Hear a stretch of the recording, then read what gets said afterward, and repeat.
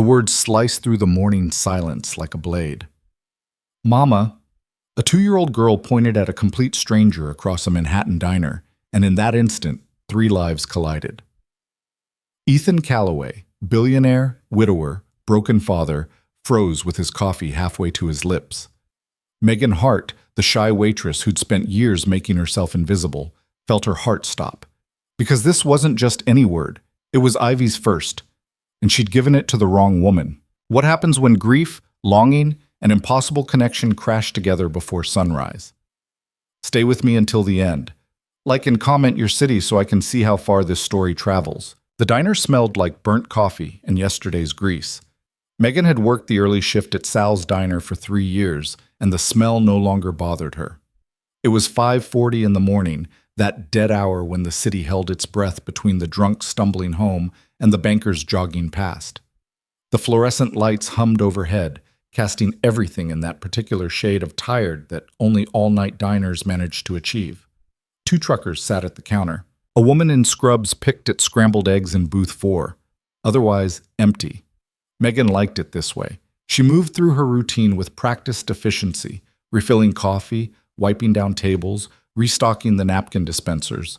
Her dark hair was pulled back in a ponytail, and she wore the same pale blue uniform she'd worn since her first day.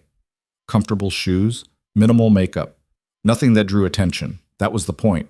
"Megan, honey, you're going to wear a hole in that counter," Sal called from the kitchen. His voice carried the rasp of 40 years of cigarettes, though he'd quit 5 years ago. "Ain't nobody coming in this early anyway. Just keeping busy," she said. "You're always keeping busy. That's the problem." Megan didn't respond. Sal meant well, but he didn't understand.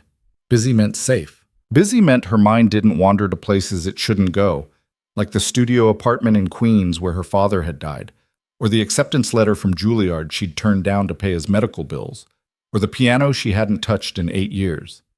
Busy meant survival. The door chimed. Megan glanced up reflexively, her polite server smile already in place. Then she froze. The man who walked in didn't belong here. That was her first thought. He wore a charcoal suit that probably cost more than her monthly rent, perfectly tailored, with a crisp white shirt open at the collar. No tie. His dark hair was slightly disheveled, like he'd run his hands through it too many times. Late 20s, maybe early 30s. Sharp jawline, expensive watch. The kind of face you'd see in a magazine, not a diner that served eggs for $4.99. But it wasn't the man who made her breath catch. It was the little girl in his arms. She couldn't have been more than 2, wearing pink pajamas with elephants on them and tiny sneakers that lit up when she kicked her legs. Her curly brown hair was a mess of tangles, and she clutched a stuffed rabbit that had seen better days. She had her thumb in her mouth, and her eyes, big and dark and impossibly sad, swept across the diner like she was searching for something she'd lost. The man's eyes looked the same way. "Just us," he said quietly, and his voice carried an exhaustion that went deeper than lack of sleep. "Anywhere you like," Megan managed. He chose the corner booth, the one by the window where you could watch the street but no one could see you clearly from outside. He settled the little girl on the seat beside him with careful movements, like she might shatter. The girl immediately climbed into his lap instead. Megan grabbed 2 menus and a handful of crayons from the drawer. They kept them for the weekend breakfast crowd, and approached the table. "Good morning," she said softly. She'd learned early on that soft voices worked better in diners at this hour. Nobody wanted cheerful when the sun hadn't risen. "Can I start you with some coffee?" "Please." The man's eyes met hers briefly, and Megan saw exhaustion there. Yes, but something else. Something hollow. "And maybe some orange juice for her, if that's okay." "Of course." Megan crouched down slightly, bringing herself to the little girl's eye level. "Hi there, sweetheart. Do you like orange juice?" The girl stared at her with those enormous eyes and said nothing. "She doesn't talk much," the man said quickly. There was something defensive in his tone. "She's 2. It's normal. The pediatrician said some kids just—" "It's okay," Megan interrupted gently. "All kids are different." She straightened and caught the way his shoulders relaxed just slightly, like he'd been bracing for judgment and was surprised not to receive it. "I'll be right back with those drinks." When she returned with coffee and a small glass of orange juice, the man had spread the crayons across the table and was trying to interest the girl in the paper placemat. She ignored the crayons and reached for Megan's hand instead. Megan went very still. The little girl's fingers wrapped around her index finger, warm and sticky and impossibly small, and held on. She looked up at Megan with an expression that was far too knowing for a 2-year-old, like she was trying to communicate something urgent and couldn't find the words. "I'm sorry," the man said. "Ivy, let the nice lady go. She has work to do." Ivy. The name fit her. "It's fine," Megan said. Her voice came out rougher than intended. Something about the way this child held on to her made her chest ache. "Really?" She gently extracted her finger and set down the drinks. "Have you decided what you'd like to eat, or do you need a few more minutes?" "Pancakes," the man said, "and maybe some scrambled eggs, whatever she'll eat." He paused. "I'm Ethan, by the way. Ethan Calloway." The name meant nothing to Megan, though by the way he said it, like he was testing whether she'd recognize it, it probably should have. "Megan," she offered. "Nice to meet you, Megan."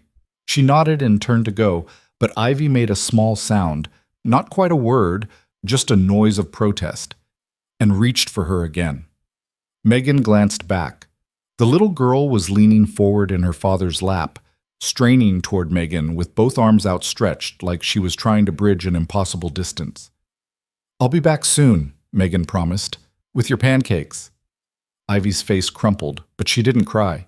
She just watched Megan walk away with those heartbreaking eyes. In the kitchen, Sal gave her a knowing look. "Don't," Megan warned it. "Didn't say nothing. You're thinking it." "Can't control my thoughts, sweetheart."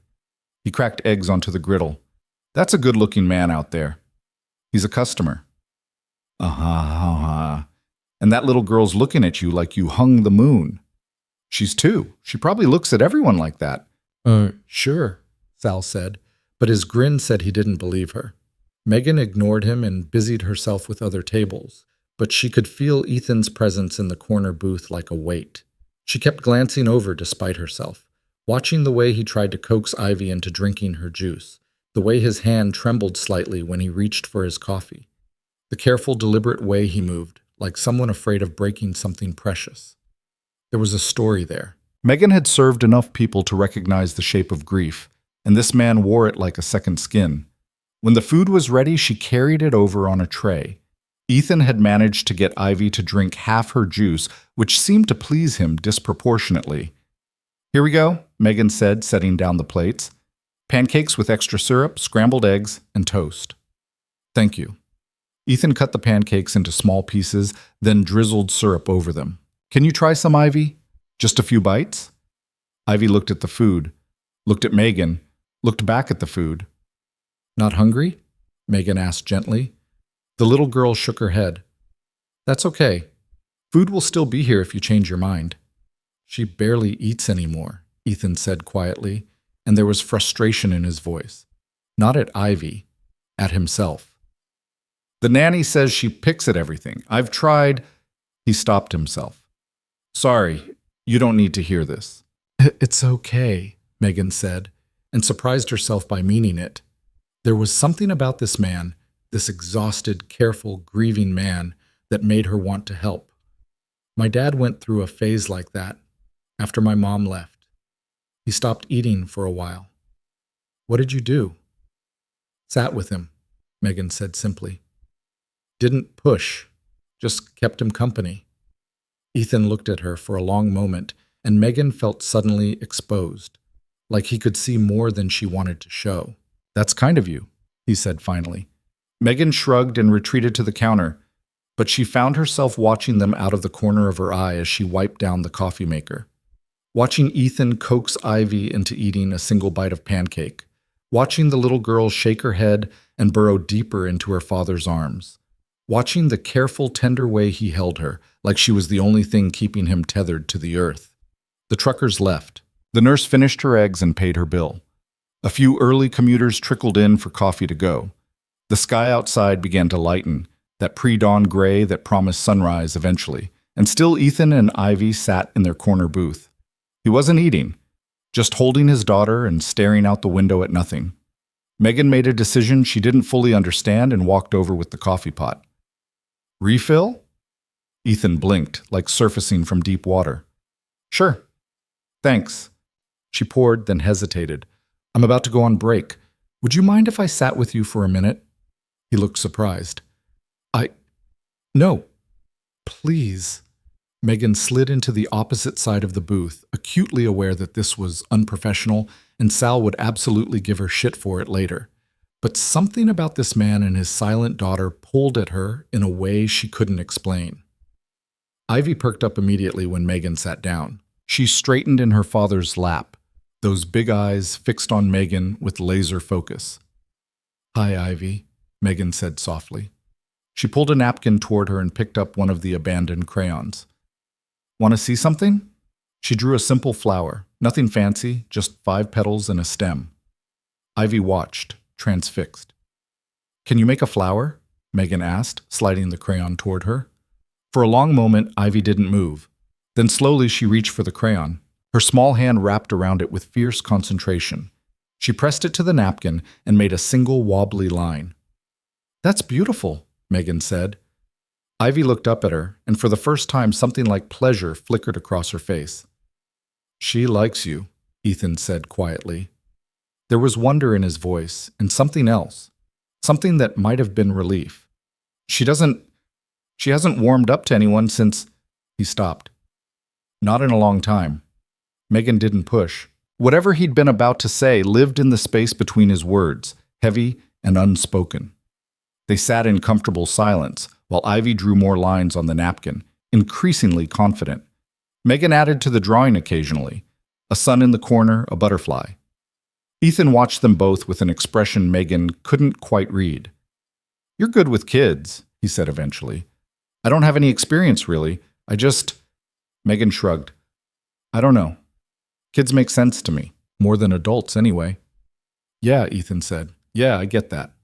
More silence. But it wasn't awkward, it felt safe. Like they'd stumbled into a small pocket of peace in a world that demanded too much from both of them. Can I ask you something? Ethan said. Sure. Do you like working here? The question surprised her. It's fine. Pays the bills. But do you like it? Megan considered. No one had asked her that in years. It's quiet, predictable. I know what to expect. That's not the same as liking it. Maybe not, she admitted. But it's enough. Ethan looked like he wanted to say something to that, but Ivy chose that moment to hold up her napkin proudly, displaying her artwork. It was mostly scribbles, but Megan could make out the ghost of flowers and sun. That's perfect, Megan told her. Should we put it on the refrigerator when you get home? Ivy nodded vigorously. She has a whole gallery on our fridge, Ethan said. Mostly things the nanny helps her make, but he smiled and it transformed his face. Suddenly he looked younger, less burdened. This one's going front and center.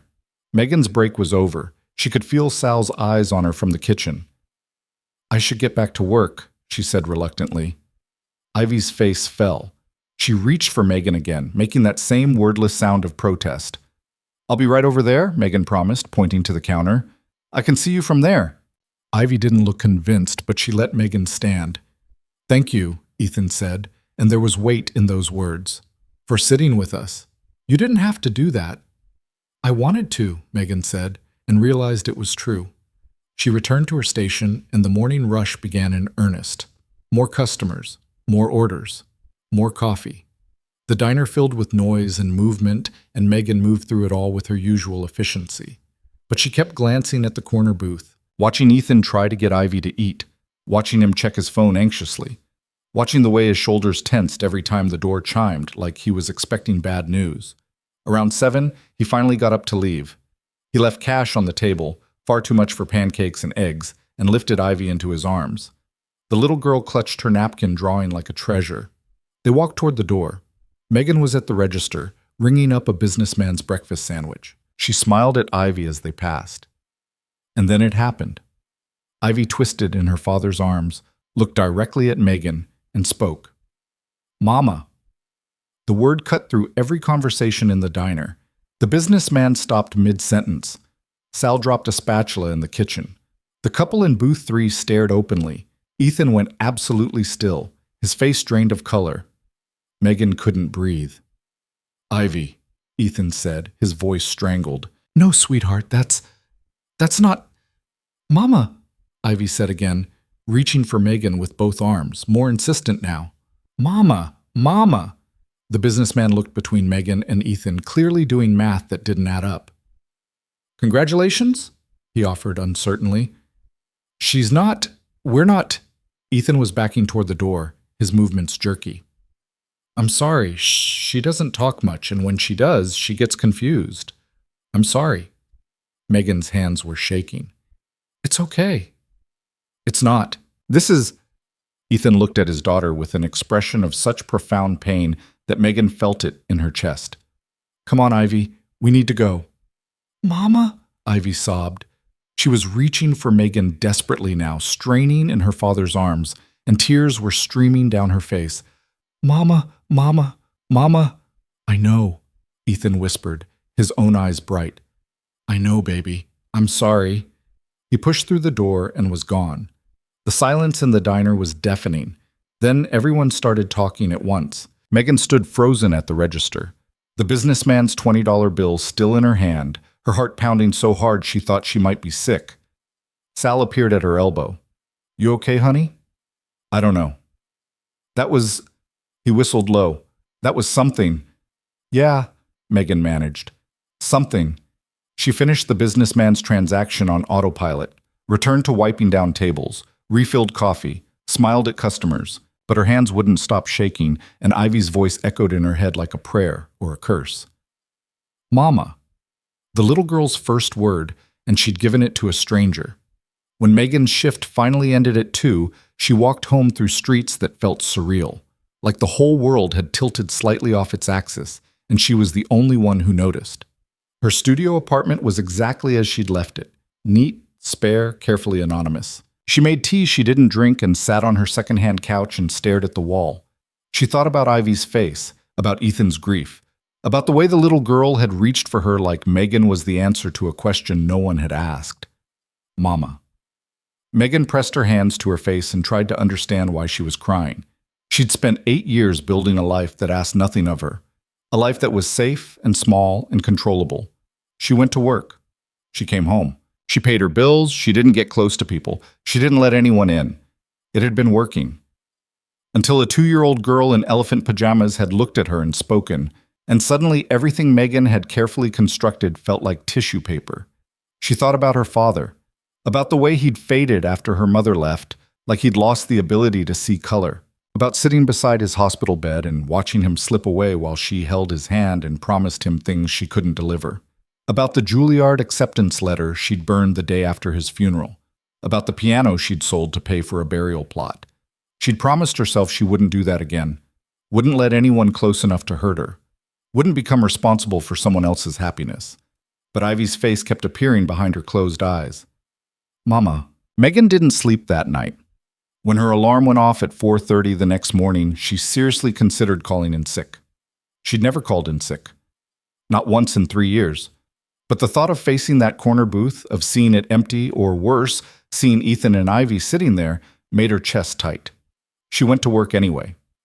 Sal took one look at her and put on a fresh pot of coffee. Rough night? Something like that. Want to talk about it? Not really. Fair enough. He slid a mug across the counter toward her. For what it's worth, I don't think that guy's coming back. He looked pretty mortified. Megan nodded. That should have made her feel better. It didn't.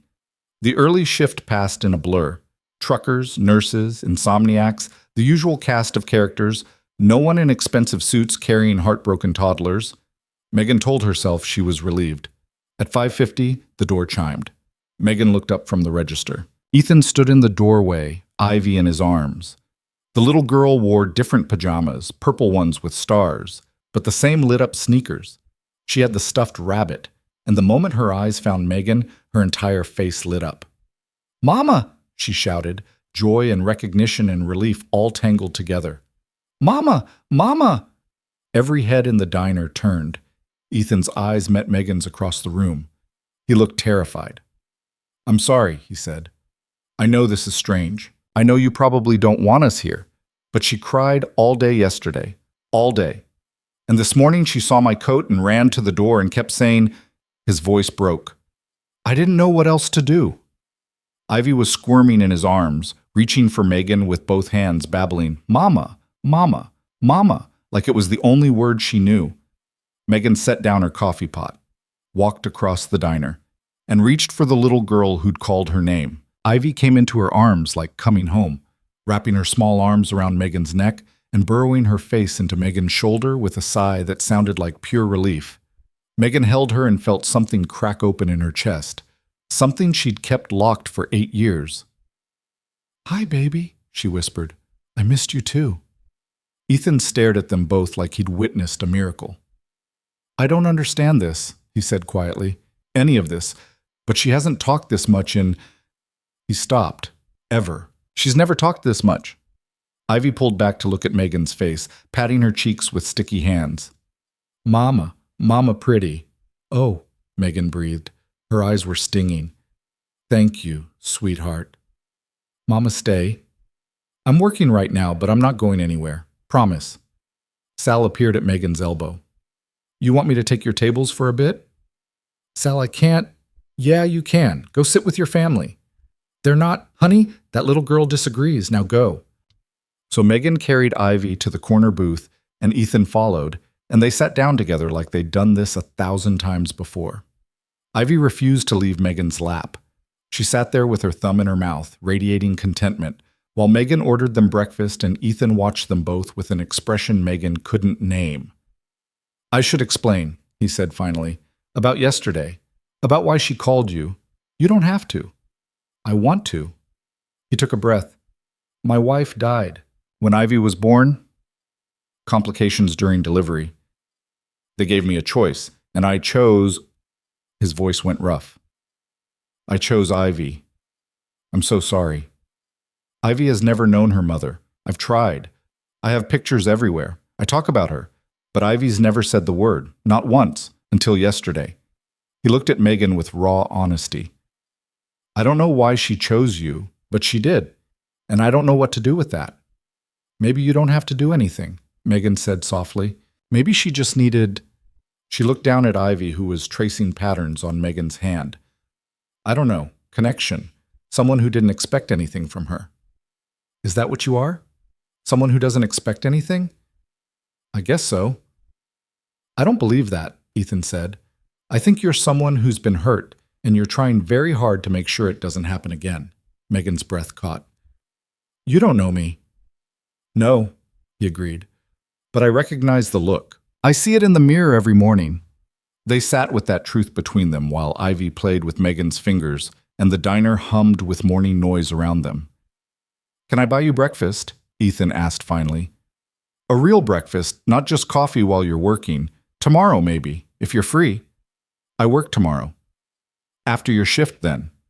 Megan knew she should say no, should protect the careful boundaries she'd built, should step back from whatever this was before it became something she couldn't control. She looked down at Ivy, who looked up at her with absolute trust. "Okay," Megan heard herself say, "after my shift." Ethan smiled, a real smile this time, one that reached his eyes, and Megan felt that crack in her chest widen a little more. She was in trouble. She knew it even then. But when Ivy whispered "Mama" again and pressed a sticky kiss to Megan's cheek, Megan couldn't bring herself to care. The next morning, Megan woke up 20 minutes before her alarm and couldn't fall back asleep. She lay in bed staring at the ceiling, her stomach doing uncomfortable things. She had a date, an actual date, with a man who wore suits that cost more than her car and carried a daughter who called her mama. She should cancel. She didn't cancel. At work, Sal noticed immediately. "You're wearing lipstick." "I always wear lipstick." "You wear chapstick. That's different." He grinned. "This about that guy?" "Mind your business." "In my diner, everything's my business. When's he picking you up?" 2:30. "After my shift." "You want me to stick around? Make sure he's not a creep?" Despite herself, Megan smiled. "I think I'll be okay." "Yeah, well, you got my number if you need it." Ethan and Ivy arrived at 5:45 exactly on time. Ivy was wearing actual clothes today, jeans and a sweater with a duck on it, though her hair was still a disaster. She started shouting, "Mama!" before Ethan had even fully opened the door. Megan's chest did that stupid fluttering thing again. "Someone's excited," she said, scooping Ivy up when they reached her station. "She woke up at 4 asking for you," Ethan said. He looked exhausted, but also lighter somehow, like he'd set down something heavy. "I tried to explain that the diner wasn't open yet. She disagreed." "I bet she did." Megan pressed her nose to Ivy's hair. The little girl smelled like baby shampoo and syrup. "Were you bothering your daddy?" Ivy nodded proudly. "Mama." "Yes, I'm here, but you have to let me work for a little bit, okay? Then we'll spend time together." "'Kay," Ivy said, which might have been her attempt at okay. Ethan watched this exchange with something like wonder on his face. "She's saying new words every day now. Yesterday she said rabbit and no, a lot of no. 2-year-olds are good at no. She's making up for lost time." They settled into the corner booth, and Megan brought them the usual: coffee for Ethan, juice for Ivy, pancakes and eggs. Ivy ate 3 whole bites without being asked, which made Ethan look like he might cry. "Progress?" Megan said. "Yeah, thanks to you." "I'm not doing anything special. You're here. That seems to be enough." The morning passed quickly. More customers than usual for a weekday. Apparently word had spread about the diner with the good pancakes. Megan moved between tables, refilling coffee and taking orders, but her attention kept drifting to the corner booth, to Ethan reading emails on his phone while Ivy colored, to the way he'd look up every few minutes to check that Megan was still there, like he was afraid she'd disappear. At 2:15, Megan clocked out. She changed in the bathroom, just jeans and a nicer sweater, nothing fancy, and her hands were shaking while she tied her shoes. "You look pretty," Sal said when she emerged. "Shut up." "Mean it. Now go have fun, and text me if he tries anything weird." "He has a toddler with him. How weird can it get?" "You'd be surprised." Ethan was waiting by the door with Ivy in his arms. He'd shrugged on a jacket. Cashmere, Megan noted, because of course it was. And Ivy had her rabbit. "Ready?" he asked. "Where are we going?" "I thought we could walk, if that's okay. There's a park a few blocks from here." Megan had expected a restaurant, somewhere expensive with cloth napkins and waiters who sneered at her thrift store sweater. The park surprised her in the best way. "That sounds perfect." They walked side by side through Manhattan streets that were just starting to wake up to spring. The air still had bite, but the sun was warm, and there were buds on the trees and concrete planters. Ivy sat on Ethan's shoulders, her small hands gripping his hair, narrating everything she saw. "Bird, Mama, bird! I see it, baby. Big bird. That's a pigeon. Pigeon," Ivy repeated carefully, then louder. "Pigeon!" Ethan winced. "We're working on inside voices." "How's that going?" "Terribly." Megan laughed, and Ethan looked at her like she'd done something remarkable. The park was small, just a square of grass with benches and a sad-looking playground, but it was enough. Ethan set Ivy down, and she immediately ran for the swings, her light-up shoes flashing with each step. "Mama, push!" "I've got her," Ethan said. "If you want to sit?" "I don't mind." So they stood together behind the swings, taking turns pushing Ivy, who shrieked with delight every time she went higher. Other parents gave them curious looks, the expensive-looking man and the tired-looking woman and the ecstatic toddler, but Megan tried not to care. "Can I ask you something?" Ethan said after a while. "Sure." "Why a diner? You mentioned giving something up, for your dad." Megan's hands stilled on the swing.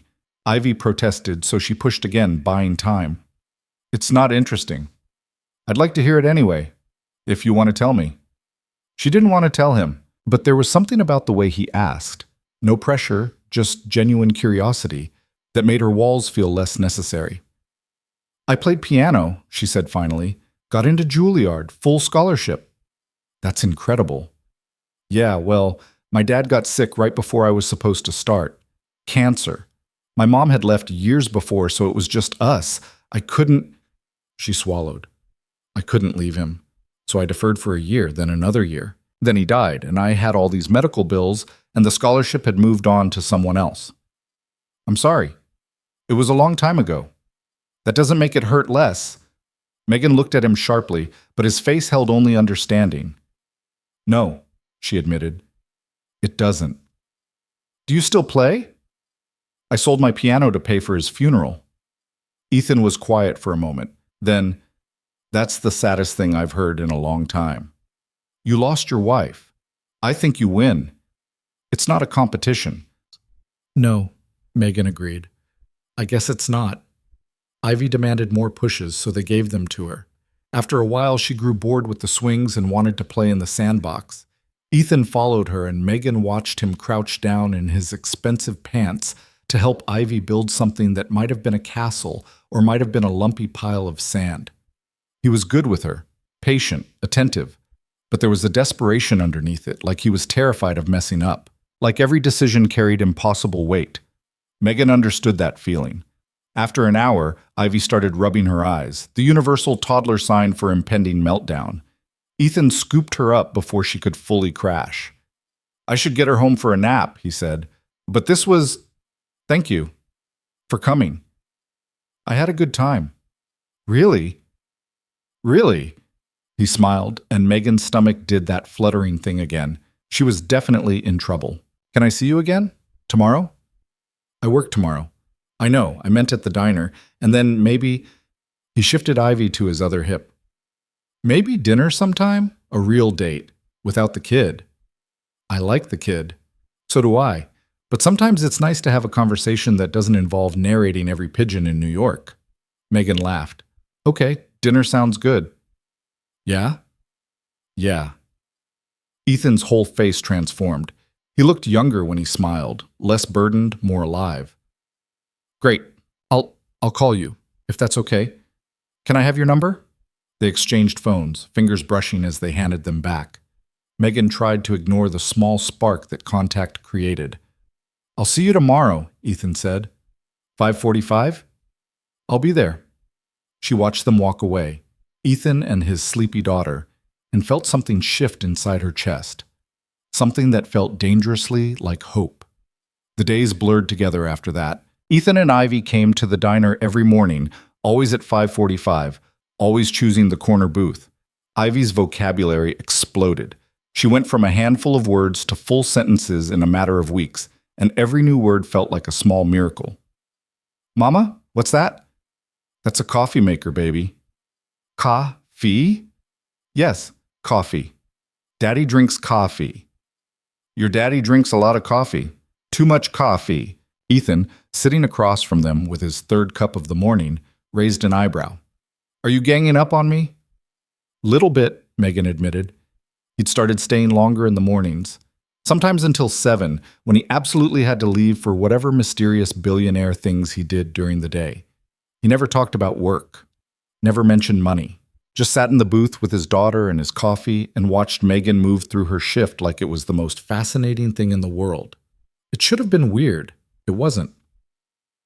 Tell me something about your wife, Megan said one morning after Ivy had commandeered a handful of crayons and was deeply focused on a masterpiece. If that's okay. Ethan's jaw tightened. Why? Because she's part of this, part of Ivy, and if we're going to... Megan gestured vaguely between them. Whatever this is, I should know.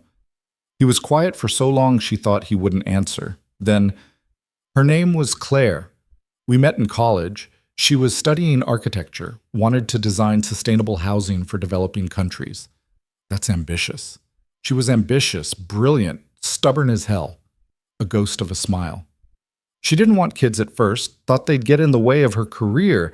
Then she got pregnant accidentally, and she was terrified, but also... He looked at Ivy. She was excited. Started planning the nursery immediately, reading every parenting book. She was going to be amazing. I'm sure she would have been. Yeah. His voice went rough. Instead, I got to be a single father who has no idea what he's doing. You're doing fine. Am I? Because most days I feel like I'm drowning. Megan reached across the table and took his hand. It was the first time she'd touched him deliberately, and his fingers tightened around hers like a lifeline. You're doing fine, she repeated. Look at her. She's happy, healthy, loved. That's what matters. She called you Mama. I know. Doesn't that bother you? Should it? I don't know. Maybe. You didn't sign up for this. Neither did you, Megan pointed out. But here we are. Ethan studied her face like he was trying to memorize it. Here we are, he echoed. Their first real date happened on a Tuesday. Ethan arranged for his nanny, a woman named Patricia, who Ivy apparently adored, to stay late, and he picked Megan up at 8 in a car that was definitely worth more than her yearly salary. This is too much, she said, sliding into leather seats that probably cost more than her couch. It's a car.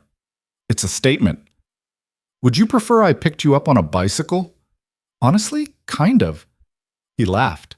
Actually laughed. Next time. The restaurant was nice, but not ostentatious. A small Italian place in the West Village with dim lighting and excellent wine. Ethan ordered for both of them in what sounded like fluent Italian, and Megan tried not to feel out of her depth. You speak Italian. My mother's family is from Sicily. She insisted I learn. That's impressive. It's pretentious. Little bit, Megan agreed, and he laughed again. They talked about everything and nothing. About Megan's childhood in Queens and Ethan's in Connecticut.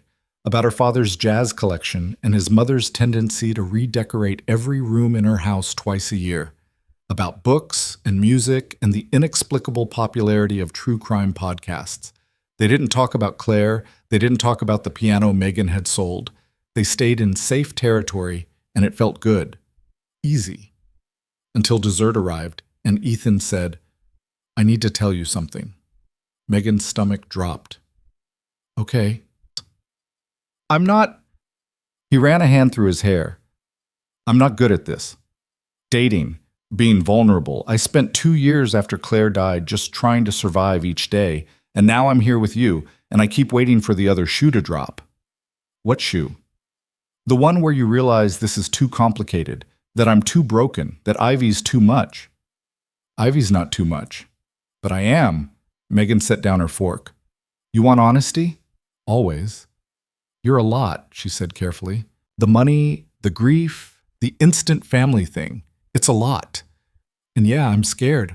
I spent 8 years making sure I didn't need anyone, and now there's this little girl who calls me mama, and this man who looks at me like... She stopped. Like I matter, and that terrifies me. But I'm still here. Why? Because she's worth it. You're worth it. And maybe I'm tired of being scared. Ethan reached across the table and took her hand. I'm scared too. I know. What if I mess this up? Then we'll figure it out. Together. He kissed her in the car on the way home. Just a brief press of lips that tasted like wine and tiramisu and possibility. When he pulled back, his eyes were bright. I really like you, he said, like it was a confession. I really like you too. Even though I'm a mess? Especially because you're a mess. He kissed her again, longer this time, and Megan let herself fall into it. Let herself want something. Let herself hope. The weeks turned into a month, then 2. Ethan and Ivy became fixtures in Megan's life, permanent installations that she couldn't imagine removing. They came to the diner every morning. They went to the park on Megan's days off. They had dinner together at Ethan's apartment, a sprawling penthouse that made Megan feel like she'd wandered into an architectural magazine. Patricia, the nanny, was kind but distant. She'd been with the family since Ivy was born and clearly had opinions about Megan's sudden presence, though she kept them to herself. She doesn't like me, Megan said one evening after Patricia had left for the night. She doesn't dislike you, Ethan said. She's protective. Claire hired her. I think she feels loyal. To a ghost. Is that what you think Claire is? A ghost? Isn't she? Ethan was quiet. They were sitting on his couch, an enormous thing that could seat 10 people, with Ivy asleep between them. The little girl had crashed during her bedtime story, and neither of them had the heart to move her. She's Ivy's mother, Ethan said finally. That doesn't go away just because she's not here. I'm not trying to replace her. I know. Do you? Megan looked at him. Because sometimes I feel like that's what everyone expects. Like I'm supposed to step into this role that already had someone in it. That's not what I want. Then what do you want? I want... He stopped, started again. I want Ivy to have a mother. a living one who can teach her things and love her and be there when she needs someone.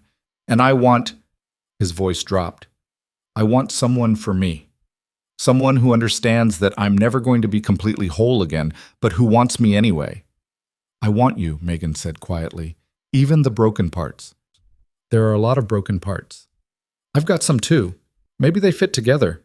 Ethan kissed her then, careful not to disturb Ivy between them. It was soft and sweet and full of promise. Stay tonight, he said.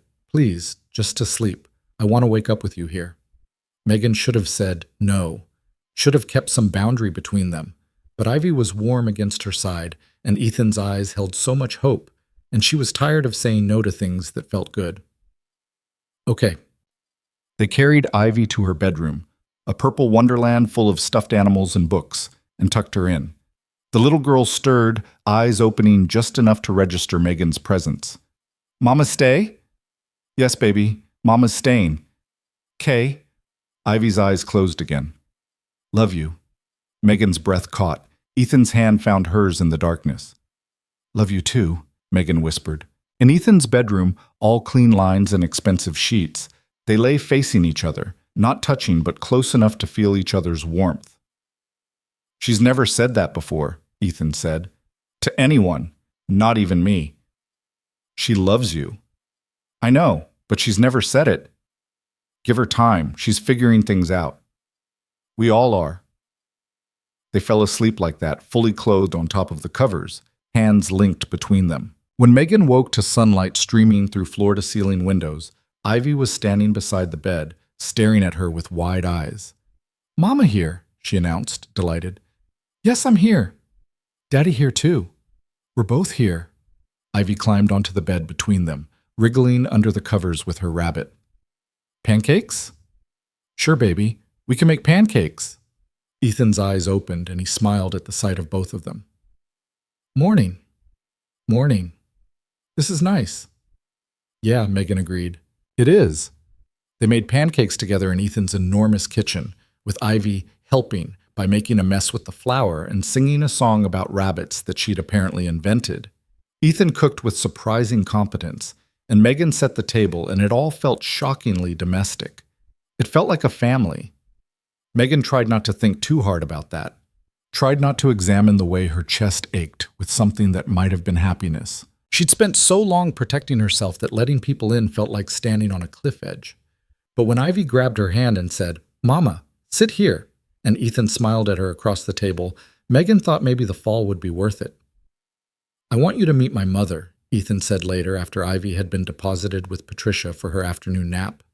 Megan looked up from the coffee he'd made her. Why? Because she's been asking about you, and because... He hesitated. Because this is getting serious, isn't it? Is it? Megan. Sorry. Yes, it's serious. So meet my mother. She's a lot. Fair warning. But she'll love you. How do you know? Because Ivy loves you, and my mother would forgive almost anything except being bad to her granddaughter.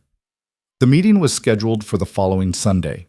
Ethan's mother, Margaret Calloway, lived in a townhouse on the Upper East Side that probably cost more than a small country. Megan changed outfits 4 times before settling on a simple dress that she hoped said respectable potential daughter-in-law without trying too hard. You look perfect, Ethan said when he picked her up. I look terrified. Also perfect. Margaret Calloway was 65, elegant and utterly terrifying.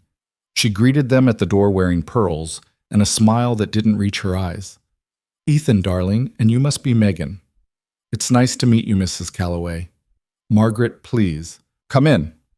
The townhouse was exactly what Megan expected, all antiques and art and uncomfortable-looking furniture. Margaret served tea in actual china and asked questions that felt like an interrogation disguised as polite conversation. So, you're a waitress? Yes, ma'am. And you met my son at a diner? Yes? How quaint. Ethan's jaw tightened. Mother. I'm simply making conversation, darling. Margaret turned her attention back to Megan. And Ivy calls you Mama. That must be confusing. Sometimes, Megan admitted, but it feels natural now. Natural, I see. Margaret sipped her tea. You understand, of course, that Claire was mother, Ethan said again, harder this time. Don't. I'm simply saying that Claire was exceptional, brilliant, well-educated, from a good family. And what am I? Megan asked quietly. From a bad family? Poorly educated? Ordinary? Margaret's eyes sharpened. I didn't say that. You didn't have to. The room went silent. Ivy, who'd been playing with blocks in the corner, looked up at the tension. I think we should go, Ethan said. Nonsense, we've barely finished tea. We're leaving. He stood, holding out his hand to Megan. Come on. Ethan, don't be dramatic. Dramatic. He turned to his mother. You just insulted the woman I care about, the woman my daughter loves, because she doesn't meet your standards of acceptable breeding. That's not what I meant. Yes, it is. And we're done here. Margaret's face went pale. Ethan, please, I didn't mean... But Ethan was already gathering Ivy's things, his movements sharp with anger. Megan stood, her legs shaking. Thank you for the tea, she managed. Wait. Margaret stood too. I apologize. I was rude, please. Stay. Why? Megan asked. So you can insult me more politely. So I can get to know you properly, without my own grief getting in the way. That stopped Megan. Your grief? I loved Claire like a daughter. When she died, I thought... Margaret's voice cracked. I thought Ethan would never recover, that Ivy would grow up without any mother at all. And now here you are, and my son is smiling again, and I'm... She sat down heavily. I'm terrified. Of what? Of you leaving, of Ivy getting hurt, of Ethan's heart breaking again. Megan looked at Ethan, who nodded permission. She sat back down. I'm terrified too, she said. Every day I wake up and think this is too good to be true, that I don't deserve this, that I'm going to mess it up somehow. Do you love him? Yes? And Ivy? With everything I have. Margaret studied her for a long moment. Then, surprising them both, she smiled. Then perhaps we can start over. Hello, Megan. I'm Margaret. Would you like more tea? The visit went better after that. Not perfect.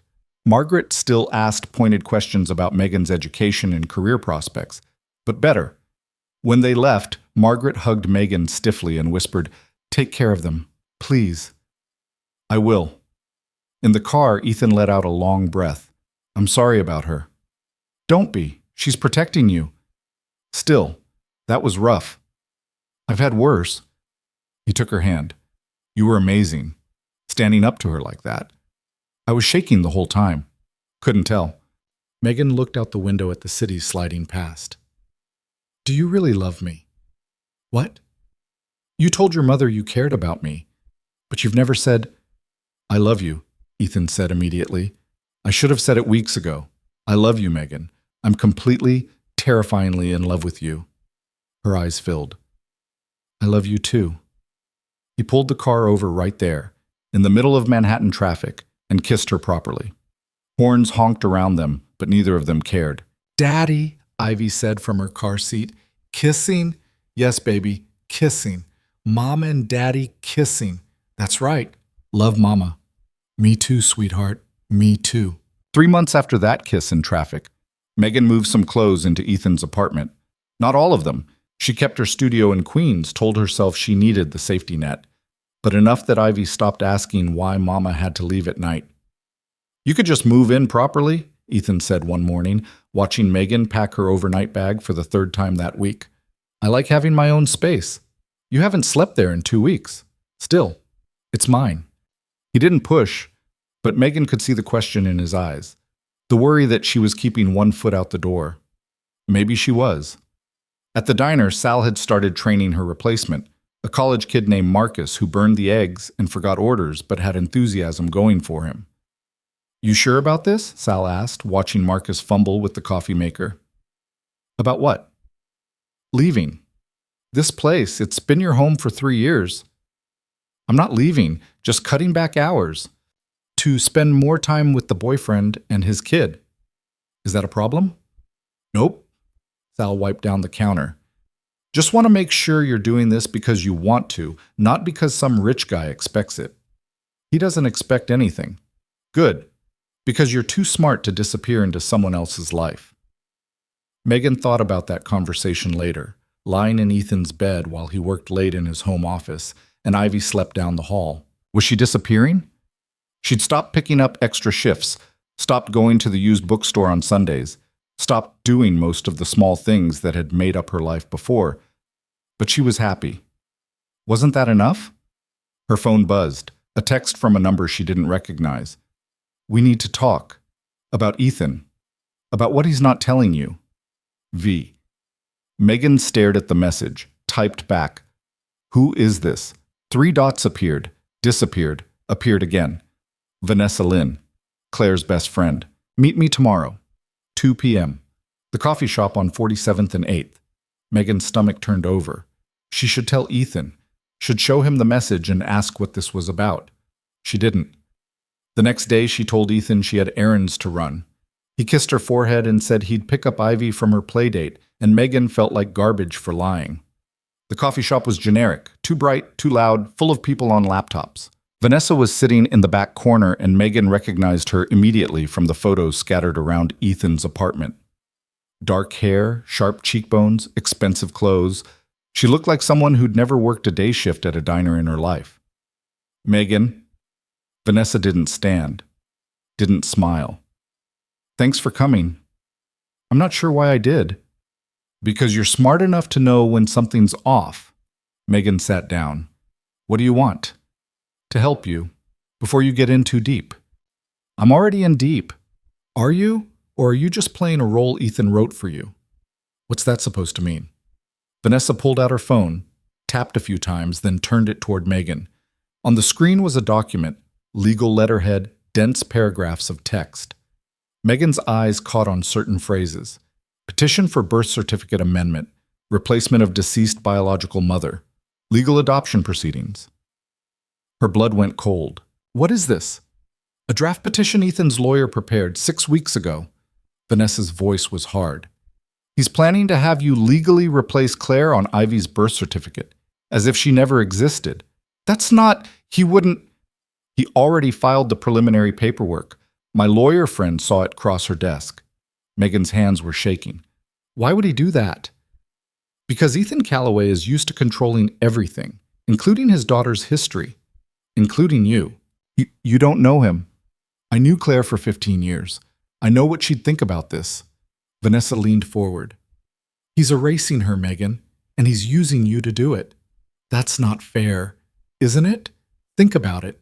He meets you and suddenly Ivy's calling you mama. Convenient, right? Like he orchestrated the whole thing. She's 2. He can't orchestrate what a 2-year-old says. Can't he? Kids repeat what they hear. What if he's been coaching her, showing her your picture and saying mama? That's insane. Is it? Or is it just rich guy manipulation dressed up as romance? Megan stood, her chair scraped loudly against the floor. I'm leaving. Wait. Vanessa's voice softened. Look, I'm not trying to hurt you, but Claire was my best friend, and she's not here to defend herself. Ivy deserves to know her real mother existed, that she mattered, and you deserve to know what you're signing up for. I know exactly what I'm signing up for. Do you?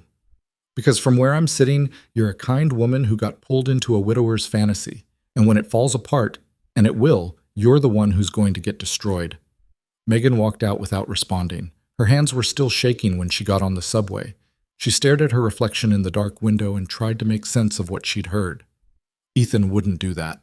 Wouldn't make legal decisions about Ivy without telling her.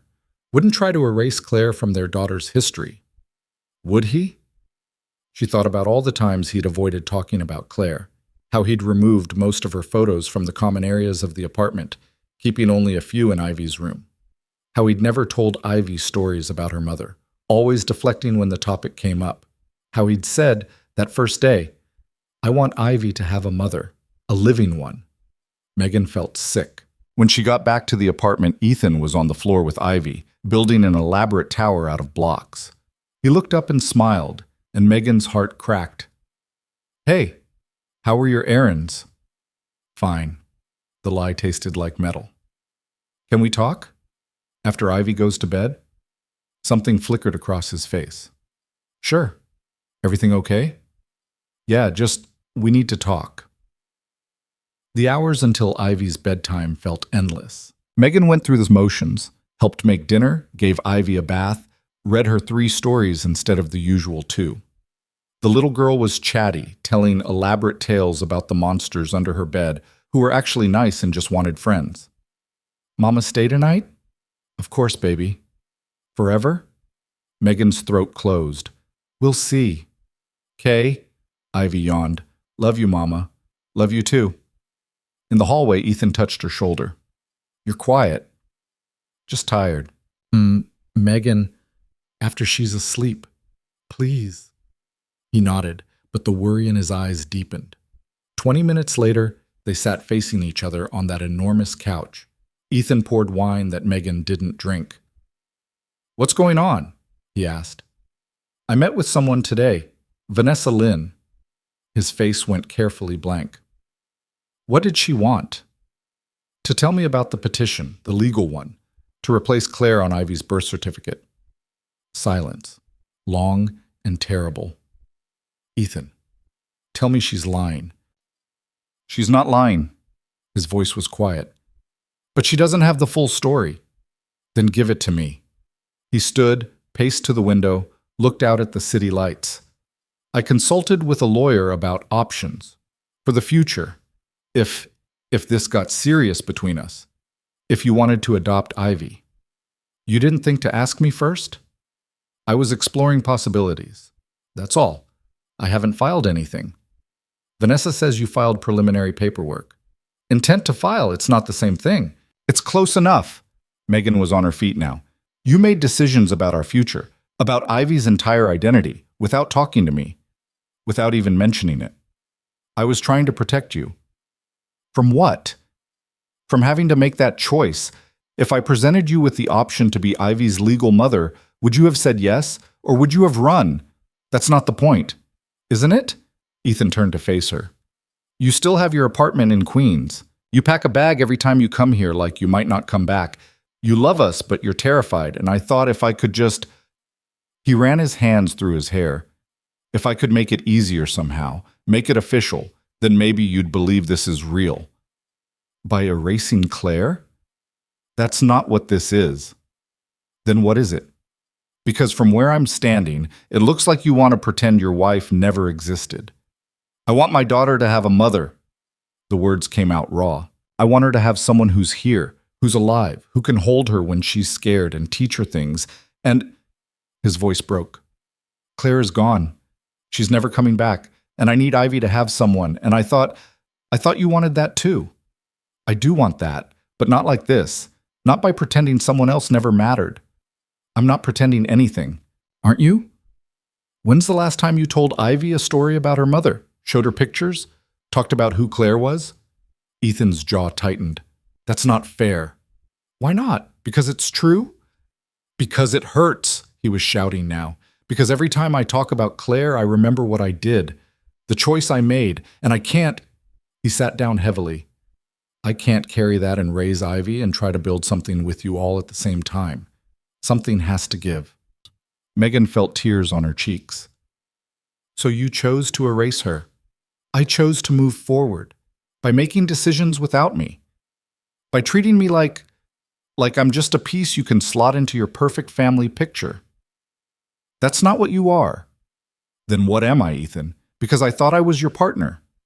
Someone you respected enough to include in major life decisions, but apparently I'm just... She laughed bitterly. I'm just the waitress who showed up at the right time to play mommy. Don't do that. Do what? Make yourself small. Make this less than it is. Then tell me what it is, because I don't know anymore. Ethan stood, reached for her. Megan stepped back. I love you, he said desperately. I love you, and I'm sorry. I should have told you, should have asked. I was wrong. Yeah, you were. So let me fix it. I'll withdraw the petition. We'll figure this out together. Will we? Or will you just make another decision behind my back when you think you know better? That's not fair. Life's not fair, Ethan. You of all people should know that. She grabbed her bag, the one she'd packed that morning, the one that proved she'd never fully moved in, and headed for the door. Where are you going? Home. This is your home. No, Megan said. It's your home. I've just been visiting. Megan, please, don't do this. Ivy will be fine. She has you. She has Patricia. She doesn't need me. Yes, she does. We both do. Megan looked at him, this brilliant, broken man who'd somehow become her whole world, and felt something inside her shatter. I can't be what you need. I'm not Claire, and I'm not going to pretend to be. I'm not asking you to be Claire. Aren't you? By erasing her from Ivy's history, by putting me in her place on a birth certificate, that's exactly what you're asking. That's not, you're twisting this. I'm seeing it clearly. Finally. She opened the door. I need time to think, to figure out if this is something I can do. How much time? I don't know. Megan, goodbye, Ethan. She closed the door on his broken expression and made it to the elevator before the sobs came. The studio in Queens felt foreign, like somewhere she'd lived in another life. Megan sat on her couch and stared at the wall and tried to remember who she'd been before a 2-year-old called her mama. Her phone rang. Ethan.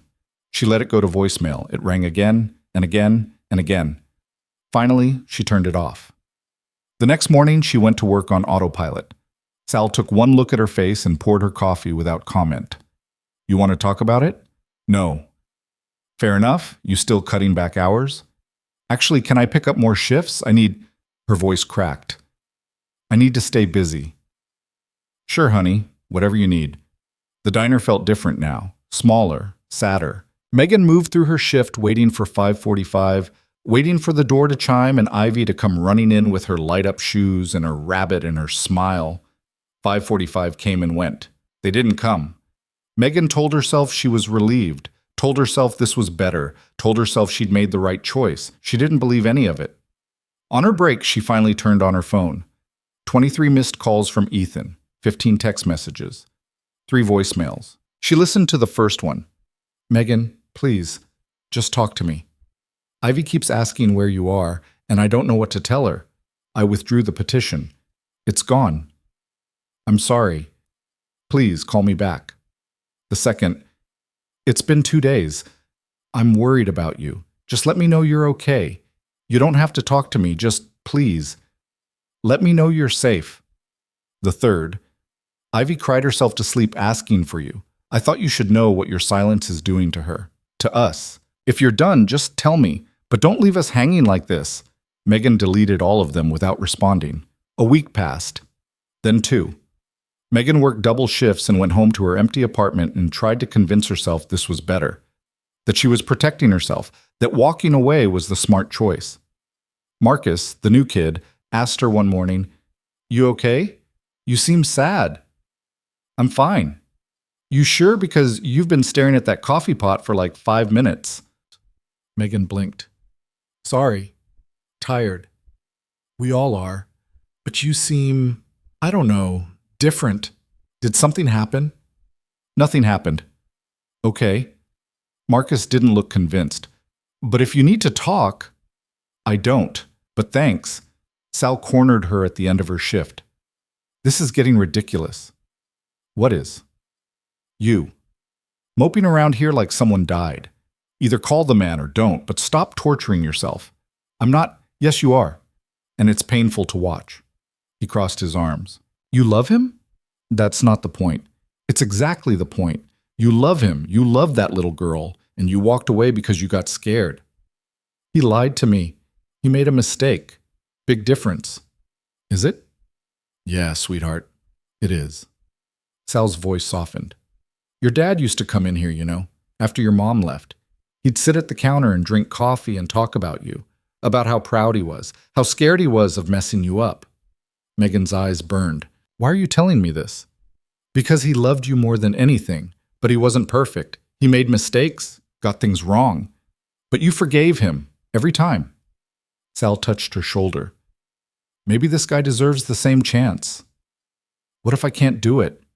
What if I'm not strong enough to be what they need? What if you are, and you're just too scared to find out? Megan went home and stared at her phone for 3 hours. Her finger hovered over Ethan's name in her contacts, pulled back, hovered again. She didn't call. Instead, she went to bed and dreamed about Ivy, about her small hands and her big eyes and the way she said mama, like it was the most important word in the world. She woke up crying. On the third week, Vanessa showed up at the diner. "We need to talk," she said, sliding into a booth. "I have nothing to say to you." "Good. Then listen." Vanessa looked different, less polished, more uncertain. "I was wrong. About Ethan." "What?" "I was angry. At Claire for dying, at Ethan for moving on, at you for being there when she couldn't be. And I said things that weren't fair." Megan sat down across from her. "Why are you telling me this?" "Because I saw Ethan yesterday, with Ivy, at the park." Vanessa's eyes were bright. "She's not talking anymore. Not like she was. She sits there, quiet, like she was before you." Megan's chest ached. "That's not my fault." "Isn't it? You left. You chose to walk away from both of them. Because Ethan made decisions without me, and you're punishing Ivy for that." Vanessa leaned forward. "Look, I get it. I do. What he did was wrong. But that little girl didn't ask for any of this. She didn't ask to lose her mother. She didn't ask to fall in love with you. And she definitely didn't ask to lose you too." "I'm not—" Megan stopped. "It's complicated. Love is always complicated. That doesn't mean you give up on it. Since when do you care if I'm with Ethan? Since I realized Claire would hate what I did. She'd want Ivy to be happy, to have a mother who loves her. And that's you, whether you like it or not." Vanessa stood. "Stop being a coward, Megan. Go home." She left without waiting for a response. Megan sat in the empty booth and thought about Ivy going silent again. About all those words disappearing back into the quiet. About the light going out of those big dark eyes. About Ethan sitting alone in that enormous apartment, trying to comfort a heartbroken child, while his own heart broke. About the choice Claire had made, giving her life so Ivy could live, and what that sacrifice meant. She thought about her father and the piano she'd sold, and all the ways love required sacrifice. She thought about being scared, and she thought about being brave. At 10 o'clock that night, Megan stood outside Ethan's building with her heart in her throat. The doorman recognized her and waved her through without question. The elevator ride up felt endless. She knocked softly, not wanting to wake Ivy if she was sleeping. Ethan opened the door. He looked awful, hollow-eyed and unshaven, wearing sweatpants and a t-shirt that had seen better days. When he saw her, his face did something complicated. "Megan." "Hi. What are you—" He stopped. "Come in, please." The apartment was a mess, toys everywhere, dishes in the sink. The organized perfection she'd grown used to had crumbled. "Sorry," Ethan said, following her gaze. "Patricia quit. She said I was impossible to work for. She's probably right. Where's Ivy?" "Asleep, finally. She fought it for 2 hours." "Ethan, I'm sorry," he said in a rush, "for everything, for not telling you about the petition, for making decisions without you, for being so controlling and scared that I—" His voice broke. "I'm sorry. You were right. About all of it." I was right about some of it," Megan said, "but not everything." "What do you mean?" "I ran. When things got hard, when I got scared, I ran. Just like I always do, and that wasn't fair to you or to Ivy. You had every right to be angry. Being angry and walking away are different things." Megan moved closer. "I love you, both of you, and love means staying even when it's hard." "What are you saying?" "I'm saying I want to try again, if you'll let me. But things have to change. Anything. No more secrets. No more making plans without telling me. We're partners or we're nothing." "Partners," Ethan agreed immediately. "I swear." "And Claire," Megan took a breath. "Ivy needs to know about her, really know her. Not just photos on a wall. Stories, who she was, what she loved. We have to keep her alive for Ivy." "Okay. Even if it's hard, even if it hurts." "Okay," Ethan said again. His eyes were wet. Are you coming back? If you want me." "Want you?" He pulled her into his arms. "I've been dying without you. We both have." Megan buried her face in his shoulder and let herself cry. "I'm sorry. For leaving. for staying away, for... Shh. You're here now. That's what matters. They stood like that for a long time, holding each other in the wreckage of the past 3 weeks. A small voice from the hallway. Mama? They pulled apart. Ivy stood in the doorway of her bedroom, clutching her rabbit, her hair a wild tangle. Mama came back? Megan crossed the room and scooped her up. Yes, baby, Mama came back. You left. I know. I'm sorry. I won't leave again. Promise? Megan looked at Ethan over Ivy's head. He nodded. I promise. Ivy wrapped her arms around Megan's neck and held on like she might never let go. That night, Ivy refused to sleep in her own bed.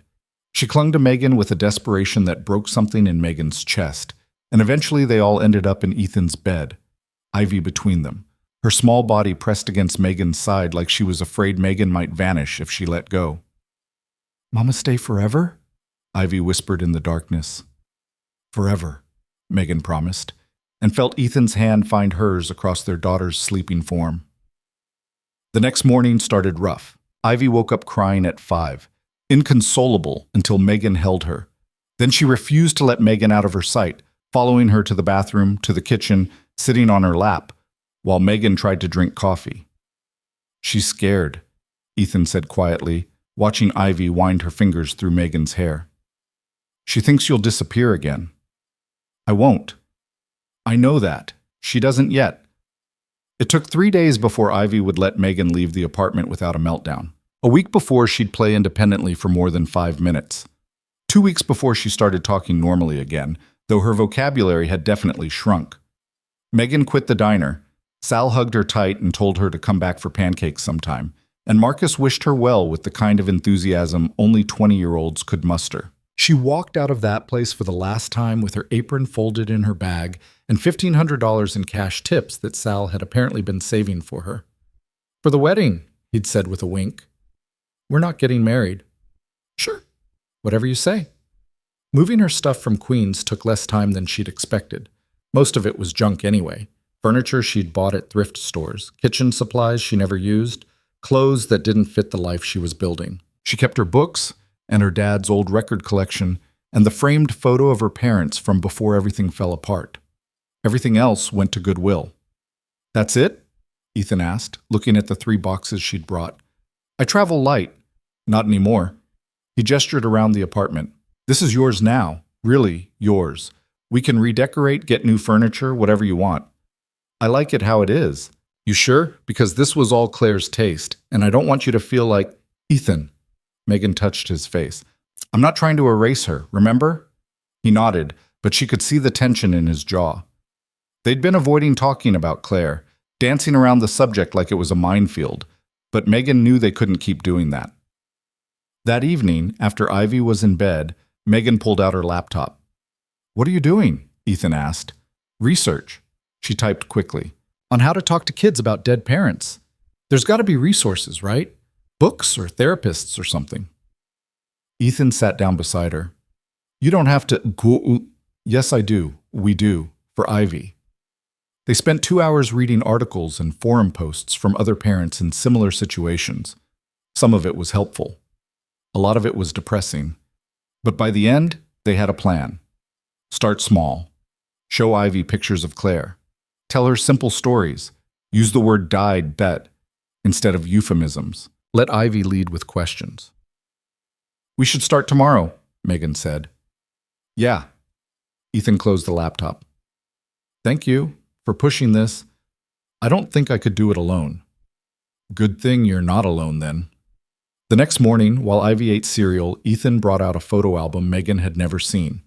Claire smiled from every page, at her wedding, on vacation, pregnant and glowing, holding a newborn Ivy in the hospital hours before she died. Ivy, come here for a second, Ethan said, his voice only shaking slightly. Ivy climbed into his lap, sticky hands and all. What's that? Pictures of your first mama, the one who was here before Megan. Ivy looked confused. I have 2 mamas? You did. This is Claire. She loved you very much. Where is she? Megan's throat tightened. Ethan looked at her, and she nodded encouragement. She died, sweetheart, when you were born. Her body stopped working, and she had to go away. Like Goldie? Ivy's goldfish had died the month before. She'd been devastated for approximately 20 minutes before demanding a new fish. Sort of like Goldie, but people are different than fish. When people die, they don't come back. Oh. Ivy studied the photo of Claire holding her. Was she nice? She was the nicest and the smartest, and she loved you more than anything in the whole world. More than ice cream? Despite everything, Ethan laughed. Way more than ice cream. Wow. Ivy touched the photo. Can I keep this picture? Of course. She carried it to her room and came back 2 minutes later to announce that she'd put it on her nightstand next to her rabbit. Then she asked for more cereal, and the moment was over. Megan and Ethan stared at each other. Was that okay? Ethan asked. Did we do it right? I don't know. Maybe? She didn't seem upset. Kids process things differently. We should probably watch for delayed reactions. Right, yeah. Ethan ran his hands through his hair. Why does parenting feel like defusing a bomb blindfolded? Because that's basically what it is. Over the next few weeks, they integrated Claire into their daily life in small ways. A photo on the fridge, stories at bedtime about Mama Claire who liked to build things. Acknowledging her on Ivy's birthday, the day that was both a celebration and an anniversary of loss. It was hard. Megan had to fight against the instinct to feel threatened by a ghost. Ethan struggled with the guilt that came flooding back every time he spoke about his wife. But they did it anyway, together, because Ivy deserved to know where she came from. Tell me about when Mama Claire builded houses, Ivy requested one night. Built, Ethan corrected automatically. She didn't build houses exactly. She designed them, made plans so other people could build them. Like my blocks? Kind of, but much bigger and more complicated. Was she good at it? The best. She won awards. People wanted her to design buildings all over the world. Did she design our house? Ethan's face did something complicated. No, baby, she didn't get to do that. Why not? Because she died before she could, but I bet she would have made it beautiful. Our house is already beautiful, Ivy announced, because Mama's here. She meant Megan. The casual way she said it, like it was simple fact, made Megan's eyes burn. Yeah, Ethan said softly. It is. Margaret called that weekend wanting to take Ivy to the zoo. Megan expected Ethan to make excuses, but he surprised her. That sounds great. We'll meet you there. All of you? Margaret's tone was careful. Yes, all of us. At the zoo, Margaret was stiff at first, making awkward small talk while Ivy dragged them toward the penguins. But watching Megan crouch down to Ivy's level, explaining about Antarctica and ice, something in Margaret's face softened. She's good with her, she said to Ethan. She's good at everything. Have you thought about, Margaret hesitated, about the future? Marriage? More children? Mother? I'm just asking. We're taking things one day at a time. But that night, after Ivy was asleep, Ethan brought it up. Would you want more kids? Eventually? Megan looked up from her book. Is this because of what your mother said? No, maybe. I don't know. I'm asking because I want to know what you want. I haven't really thought about it. Do you want to think about it? Megan closed her book. Are you asking if I'd have your baby? Too direct? Very direct. She studied his face. Would you want more kids? I don't know. Part of me thinks Ivy should have siblings, but another part remembers how Claire died and can't imagine risking that again. You wouldn't be risking it. I would. Exactly, which is why I'd never pressure you. But if I wanted to, then we'd figure it out. Together. He pulled her close. Whatever you decide, I'm here. Whether that's just the three of us, or a dozen kids, or a dozen, negotiable. Megan laughed and kissed him. Let's start with getting through potty training and then reassess. Speaking of which, potty training was going terribly. Ivy had been doing well before Megan left, but now she'd regressed, refusing to use the toilet and having accidents that she'd outgrown months ago. It's anxiety, the pediatrician said. From the disruption. It'll pass. It didn't pass. It got worse. Ivy started having nightmares, wetting the bed, refusing to let Megan out of her sight for even a minute. I broke her, Megan said one night, crying in the bathroom after another bedtime meltdown. By leaving, I broke her. Ethan held her. You didn't break her. She's processing trauma. Kids do that. She was fine before I left. She was managing. There's a difference. He tilted her face up. We'll get through this. All of us.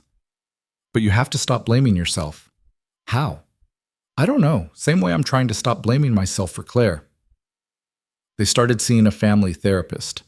Dr. Morrison was in her 50s, warm and practical, with an office full of toys and tissues. Ivy's experienced significant loss, she said after their first session. First her mother at birth, then Megan when she left. Even though Megan came back, Ivy's brain is still trying to process whether she can trust that Megan will stay. So what do we do? Megan asked. Consistency, routine, lots of reassurance, and time. There's no quick fix for this. They implemented routines with military precision. Same breakfast every morning, same bedtime ritual every night. Megan started dropping Ivy off at her new preschool, a Montessori place that cost more than Megan used to make in 3 months, and picking her up every single day at the exact same time. Slowly, painfully slowly, Ivy started to stabilize. The nightmares decreased. The accidents became less frequent. She started playing with other kids at school instead of clinging to Megan's leg. Progress, Dr. Morrison said. Small, but real. 3 months after Megan moved back in, Vanessa called. I wanted to apologize again, she said. And maybe, if you're not busy, we could get coffee. Actually talk? Not me being horrible?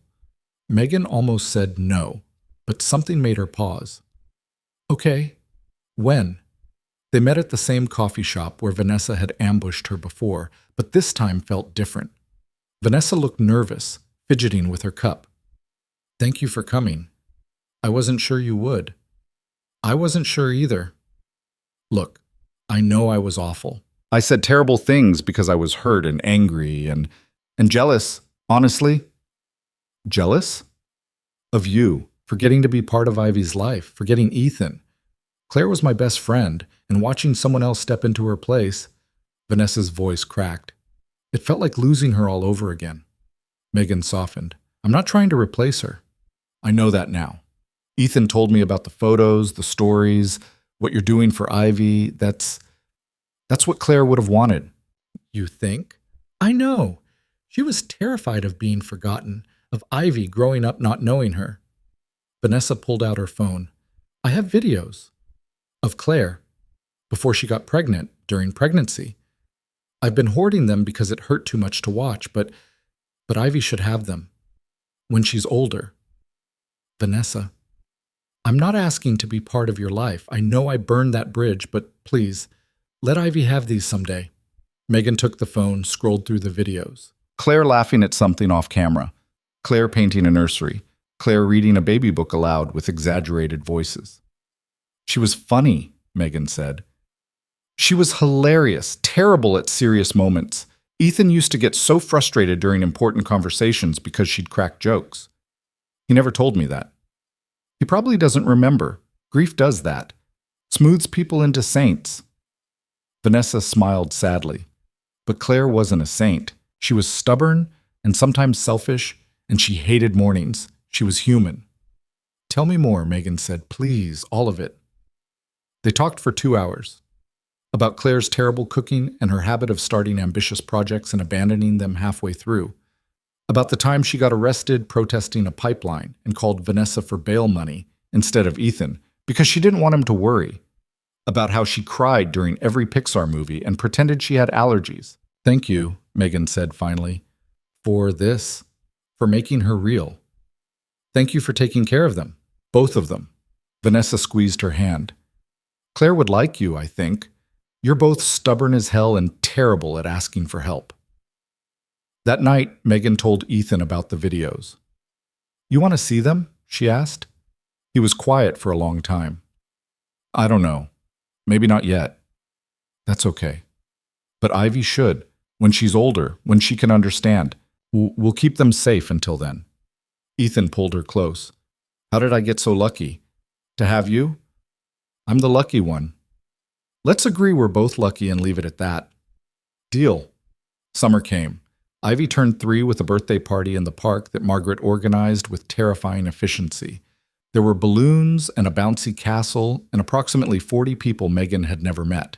She spent most of the party feeling out of place while other mothers, real mothers with designer diaper bags and organic snacks, made polite conversation.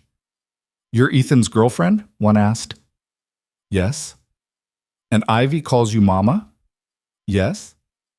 "That must be confusing for everyone." "Sometimes, but we make it work." The woman's smile was sharp. "How modern of you."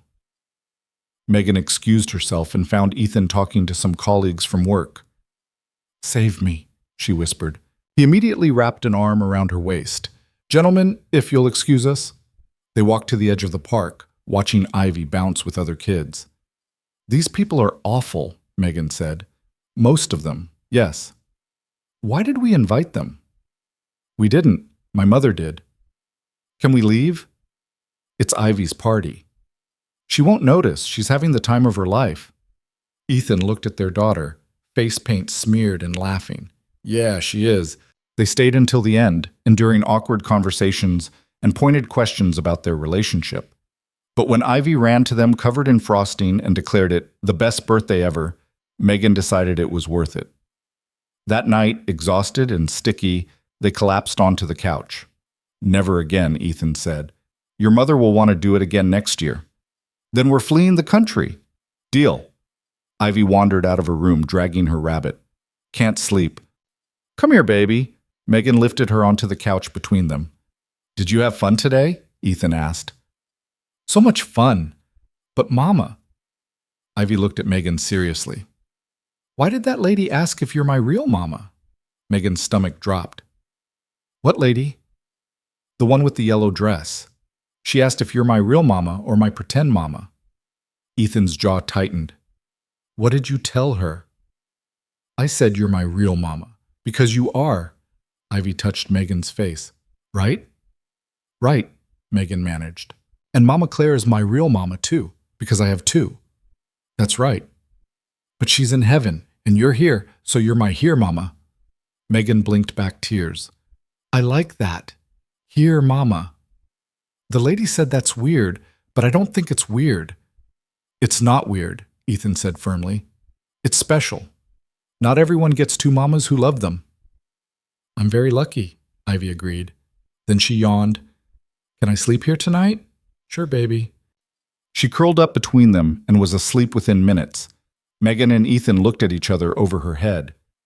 "People are going to say things," Ethan said quietly, "about our family. About you not being her real mother. I know. It's going to be hard. I know that too. But you're staying." Megan looked down at Ivy, peaceful in sleep, her small hand clutching Megan's shirt. "I'm staying." Work became an issue, or rather, the lack of it. Megan had been home for 3 months, and while she loved being with Ivy, she was starting to feel unmoored. She'd always worked, always had her own money, her own purpose. "I think I need a job," she told Ethan one evening. "Okay, what kind?" "I don't know. That's the problem. I was a waitress for years, and before that I was going to be a pianist, but now—" She gestured helplessly. "I don't know who I am if I'm not doing something." "You're Ivy's mother. That's something." "I know, but I need more. Does that make me terrible?" "It makes you human." Ethan thought for a moment. "What about music? You gave that up for your dad, but maybe it's time to take it back." "I haven't played in 8 years." "So, you can start again. It's not that simple." "Why not?" Megan didn't have a good answer for that. The next day, while Ivy was at preschool, Megan found herself in a music store. She wandered through aisles of instruments, running her fingers over polished wood and ivory keys. "Can I help you?" a sales clerk asked. "I'm just looking." "For anything specific?" "A piano, maybe. I used to play." "Used to?" "A long time ago." The clerk smiled. "Come on, let me show you something." He led her to a beautiful upright in the corner.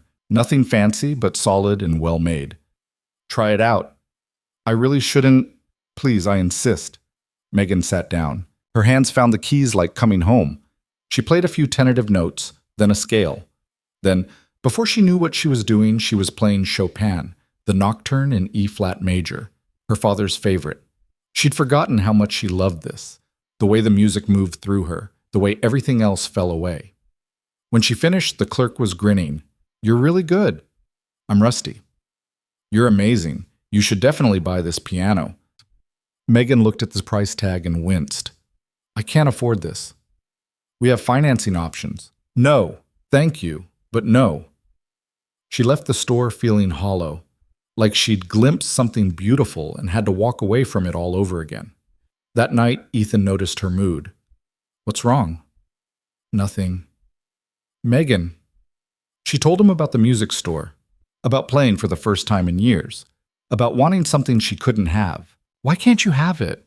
"Because pianos are expensive and I don't have money, and I'm not going to ask you to." "What if I want to buy it for you?" "No." "Why not?" "Because I'm not a charity case." Ethan's face hardened. "Is that what you think? That helping you would be charity?" "I don't know what it would be." "It would be me supporting the woman I love, the same way you support me and Ivy every single day." "That's different." "How?" "Because I choose to do those things. I want to. And I want to buy you a piano, so where's the difference?" Megan didn't have an answer. 2 days later, a piano arrived at the apartment, the same one from the store, with a red bow on top and a note that said, "For the Here Mama, love, your family." Megan cried. Then she sat down and played for 2 hours straight while Ivy danced around the living room and Ethan worked nearby with the biggest smile on his face. "Better?" he asked when she finally stopped. "So much better. Good. Now will you stop being stubborn about accepting help?" "Probably not." Figured. She started teaching piano lessons from the apartment. Just a few students at first, kids from Ivy's preschool, whose parents could afford private instruction. It wasn't much money, but it was hers, and it felt good to be doing something that mattered. One afternoon, she was teaching a 7-year-old when Ivy wandered in from her playroom. "Mama, can I learn piano too?" "Of course, baby. After your nap, okay?" "Okay." Ivy ran off, delighted. The 7-year-old looked up at Megan. "Is she your daughter?" "Yes." "She doesn't look like you." "People don't have to look alike to be family." "My mom says you're not her real mom, that her real mom died." Megan's hand stilled on the keys. "Your mom talks about my family?" The kid shrugged. "She talks about everyone." After the lesson ended, Megan called the child's mother. "I'd appreciate it if you didn't discuss my personal life with your daughter." "I was simply explaining the situation. My family is none of your business." "Well, I just think it's confusing for children when adults play pretend." Megan hung up. She was shaking. Ethan found her sitting on the couch, staring at nothing. "What happened?" She told him. His face went hard. "I'll handle it." "No, I don't want drama. I just—" Her voice broke. "Why do people care so much? We're not hurting anyone. We're just trying to be a family." "Because people are terrible, and they judge what they don't understand." "I'm so tired of defending us." "Then stop. Anyone who matters already knows the truth." "What if Ivy starts believing them, that I'm not really her mother?" "She won't, because we'll keep telling her the truth. That families come in all shapes, that love matters more than biology, that she's lucky to have 2 mothers who love her, one in her heart and one in her life." Megan leaned into him. "When did you get so wise?" "Since I met a waitress who taught me that broken people can still build beautiful things." They didn't fire the student, but Megan made it clear that future lessons would be professional only. No personal questions, no judgment, just music.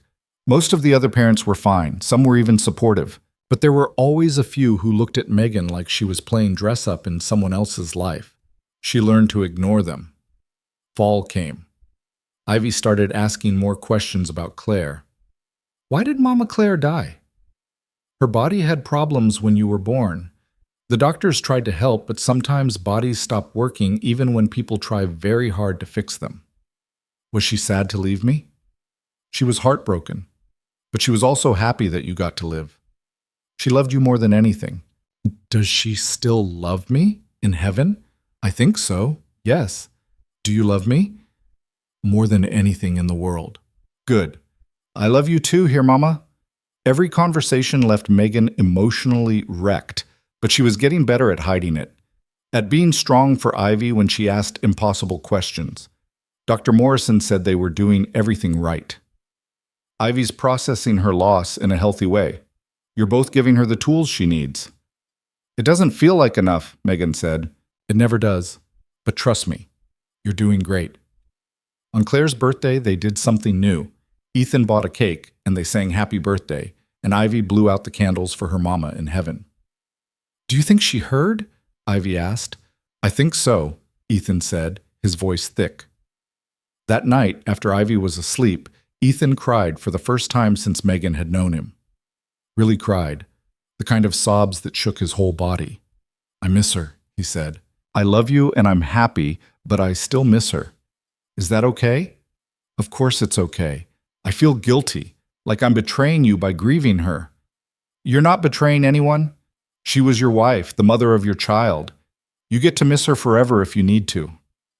Do you ever get jealous? Megan thought about it. Sometimes, when you talk about her and your face goes soft. When Ivy asks about her, and I can see how much you wish Claire was here to answer, but mostly, she took his hand. Mostly I'm just sad that I never got to meet her. She sounds like someone I would have liked. She would have liked you too. You're both stubborn and kind and terrible at accepting help. Megan laughed through her own tears. Vanessa said the same thing. They held each other and cried and talked about Claire until the early hours of the morning. And when they finally slept, tangled together in the bed they shared, Megan felt like they'd crossed some invisible threshold, like they were finally, truly whole. The proposal happened on a Tuesday morning at 5:45 in the diner where it all started. Megan didn't know it was coming. She'd taken Ivy there for old time's sake. Sal had been texting her for weeks asking when his favorite girls were going to visit. Ethan had claimed he had an early meeting, kissed them both goodbye, and disappeared into the pre-dawn darkness. Megan and Ivy walked into Sal's diner to find every table empty except the corner booth, the one where Ivy had first said mama. There were flowers everywhere, simple ones, daisies and carnations, nothing expensive or showy, just cheerful and bright in the fluorescent lighting. What's going on? Megan asked. Sal grinned from behind the counter. Not my story to tell. Ethan stepped out from the kitchen, wearing jeans and a sweater instead of one of his usual suits. He looked nervous, young, terrified. What are you doing here? Megan's heart was already racing. You said you had a meeting. I lied. Badly, apparently, since you didn't question it. He walked toward them, and Megan noticed his hands were shaking. I wanted to do this here, where it started, where Ivy decided you were ours and we were yours. Ethan, let me finish, please. He took a breath. 3 years ago, I walked in here broken, barely surviving, and this shy waitress with sad eyes served me coffee and was kind to my daughter, and everything changed. He dropped to one knee right there on the worn linoleum and pulled out a small box. I know we've done everything backwards. I know our family doesn't look like anyone else's, but I also know that I love you more than I thought possible, that Ivy loves you, that you make us whole in ways I can't even explain. Megan's vision blurred with tears. Megan Hart, will you marry me? Will you let us be your family officially? Not to replace anything or erase anyone, but to build something new that honors what came before? Yes, Megan whispered, then louder. Yes, obviously yes. Ivy was jumping up and down, clapping. Mama said yes. Daddy, she said yes. Ethan slid the ring onto Megan's finger, a simple band with a small diamond, nothing ostentatious, and kissed her while Sal cheered from behind the counter and a handful of early morning customers who'd been hiding in the kitchen emerged to applaud. You planned this, Megan said, laughing and crying at the same time. With Sal, you sneaky? Been planning it for weeks, Sal admitted. Kid asked my permission and everything, very old-fashioned. You asked Sal's permission? You worked here for 3 years. He's family. Ethan stood, keeping her hand in his. Speaking of which, the door chimed. Margaret walked in, followed by Vanessa. Both women were crying. You invited them? Megan asked. It felt right. They're part of your story, too. Margaret hugged Megan first, fierce and tight. Welcome to the family, officially. Vanessa was next, her embrace gentler. Claire would be happy for you, both of you. I really believe that. They had pancakes in the corner booth, all of them squeezed in together.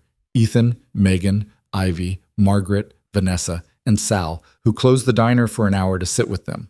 It was chaotic and loud and perfect. "When's the wedding?" Margaret asked. "We haven't discussed that yet," Ethan said. "Literally got engaged 5 minutes ago, Mother." "Still, one must plan. These things take time."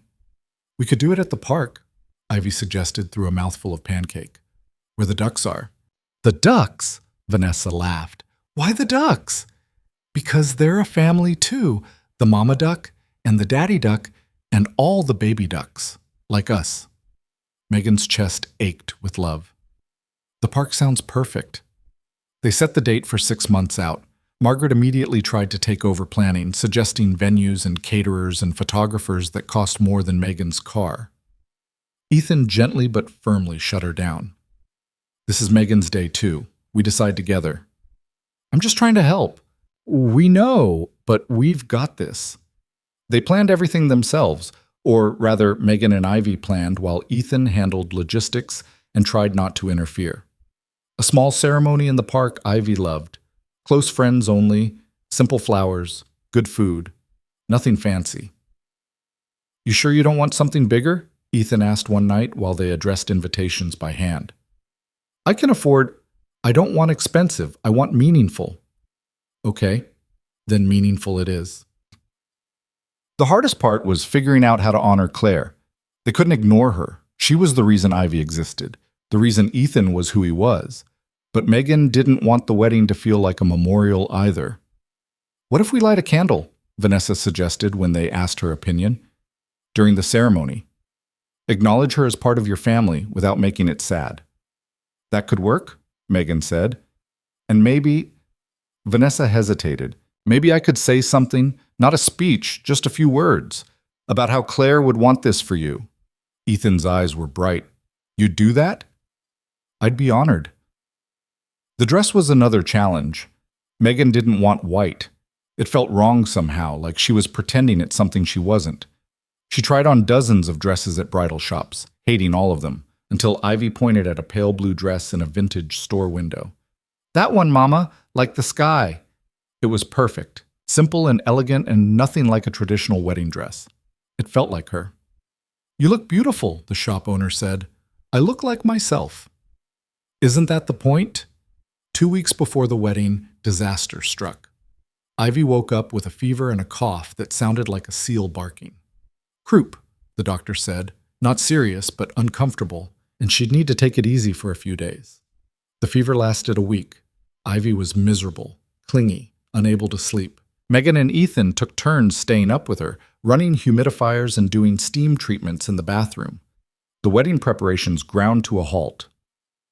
"We should postpone," Ethan said on day 5 after another sleepless night. "We're not postponing." "Ivy's sick. You're exhausted." "I'm exhausted.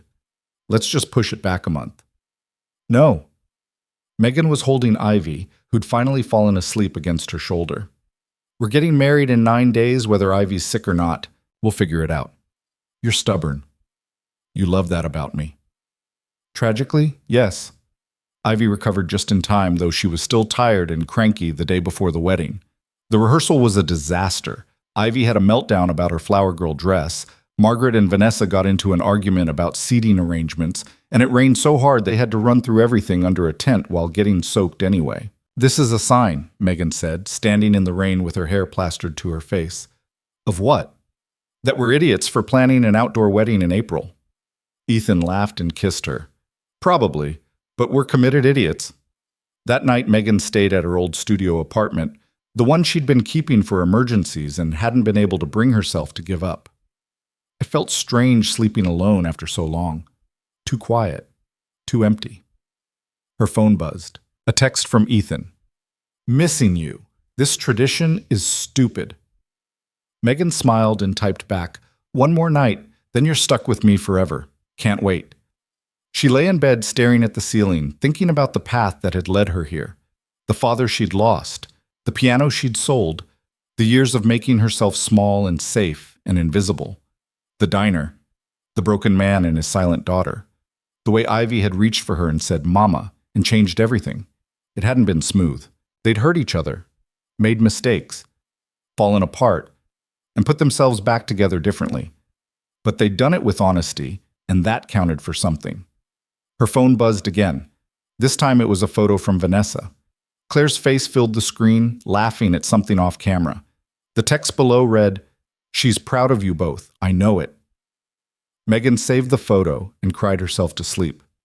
The wedding day dawned cold but clear. The park was transformed.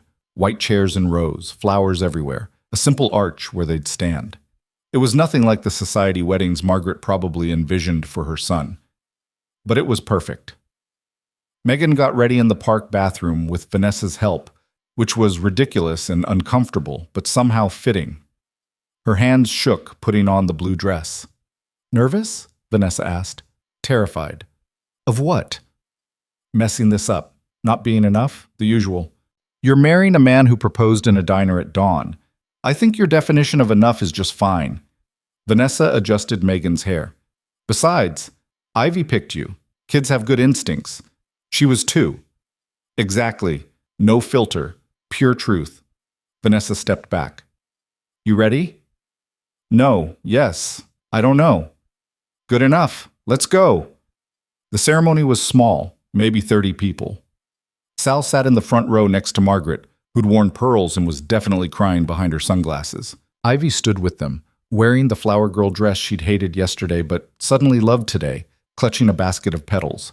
And Ethan stood under the arch looking at Megan like she was everything. The officiant, one of Ethan's law school friends who'd gotten ordained online, began speaking, but Megan barely heard him. She was too busy looking at the man she was about to marry, at the little girl who'd brought them together, at the family they'd built from broken pieces. "Before we begin," the officiant said, "Vanessa Lynn would like to say a few words." Vanessa stood, cleared her throat. "Claire Calloway was my best friend. She was brilliant and funny and stubborn as hell. When she died, I thought Ethan would never recover, that Ivy would grow up without a mother's love. But then Megan showed up." Her voice wavered. "And she loved them both without hesitation, without condition. She honored Claire's memory while building something new. She's exactly the kind of woman Claire would have wanted for her daughter, for her husband." Vanessa looked at Megan. "Thank you. For loving them. For keeping Claire alive in the ways that matter. For being brave enough to step into an impossible situation and make it beautiful." Megan was crying. Ethan was crying. Half the guests were crying. They lit the candle for Claire together, all 3 of them. Ivy helped hold the match, serious and careful. When the flame caught, Megan thought she felt something. Not supernatural, just a sense of rightness. Like Claire was giving her blessing from wherever she was. The vows were traditional because they'd both been too emotional to write their own. But when Ethan slid the ring onto Megan's finger, matching the engagement ring that lived there already, he added, "I promise to love you, choose you, and never make major decisions without you again." The crowd laughed. Megan's turn. "I promise to stay. Even when it's hard, even when I'm scared. I promise to be here." "You may kiss." Ethan kissed her before the officiant finished, and Ivy cheered and everyone applauded, and Megan thought her heart might burst from happiness. The reception was in a community center nearby. Nothing fancy, just tables and chairs and good food, and a playlist Ethan had spent weeks perfecting. Megan's piano students performed during dinner, their mistakes and all, and Sal gave a toast that made everyone laugh and cry in equal measure. "I knew from day one," he said, raising his glass. "That girl needed someone to take care of, and that man needed someone who'd see past the money to the person underneath, and that baby needed a mama who'd love her fierce. Turns out I was right." He winked at Megan. "Congratulations, kids. You earned this." Margaret's toast was more polished but no less genuine. "I didn't understand at first," she admitted, "how anyone could step into Claire's place. But Megan didn't step into Claire's place. She made her own. She loved my granddaughter without trying to erase her mother. She loved my son without asking him to forget his grief. That takes a special kind of strength. Welcome to our family, Megan. We're better with you in it." When it was time for the first dance, Ethan led Megan to the floor. The song was one she'd picked, something her father used to play, soft and jazzy and full of yearning. "I love you," Ethan said as they swayed. "I love you too." "No regrets? About marrying you?" "None." "About everything else, leaving the diner, giving up your independence, becoming an instant mother to a stranger's child?" She's not a stranger's child, she's mine. Megan rested her head on his shoulder. And I didn't give up my independence. I chose to share it. Big difference. When did you get so wise? Since I met a billionaire who taught me that broken doesn't mean worthless. Halfway through the song, Ivy ran onto the dance floor demanding to be included. Ethan scooped her up, and they danced as a family, messy and imperfect and completely theirs. Later, after the cake was cut and the bouquet was thrown and the guests started trickling out, Megan found herself alone with Ivy by the duck pond. Did you have fun today? Megan asked. So much fun. Are you really my mama now? Like, official? I was always your mama. Today just made it official on paper. Good. Ivy threw a piece of bread to the ducks. Because I never want another mama, just you. What about Mama Claire? She's different. She's my heaven mama. You're my real-life mama. Ivy looked up at her seriously. Is that okay? That I have both? It's more than okay. It's perfect. Do you think she's watching from heaven? I think so, yes. Do you think she's mad that you married Daddy? No, baby. I think she's happy that you have people who love you. Ivy thought about that. I love you, Mama. I love you too. They walked back to the reception hand in hand. Ethan was waiting for them, jacket off, tie loosened, looking more relaxed than Megan had ever seen him. There are my girls.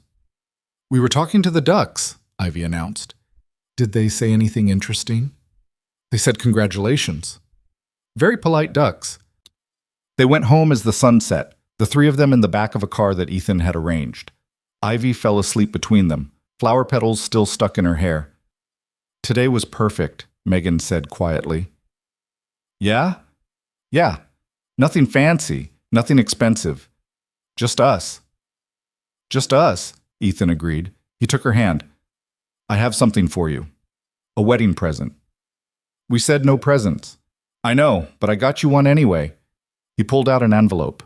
Open it. Inside was a deed to the studio apartment in Queens. I don't understand. It's yours. Officially. In your name only.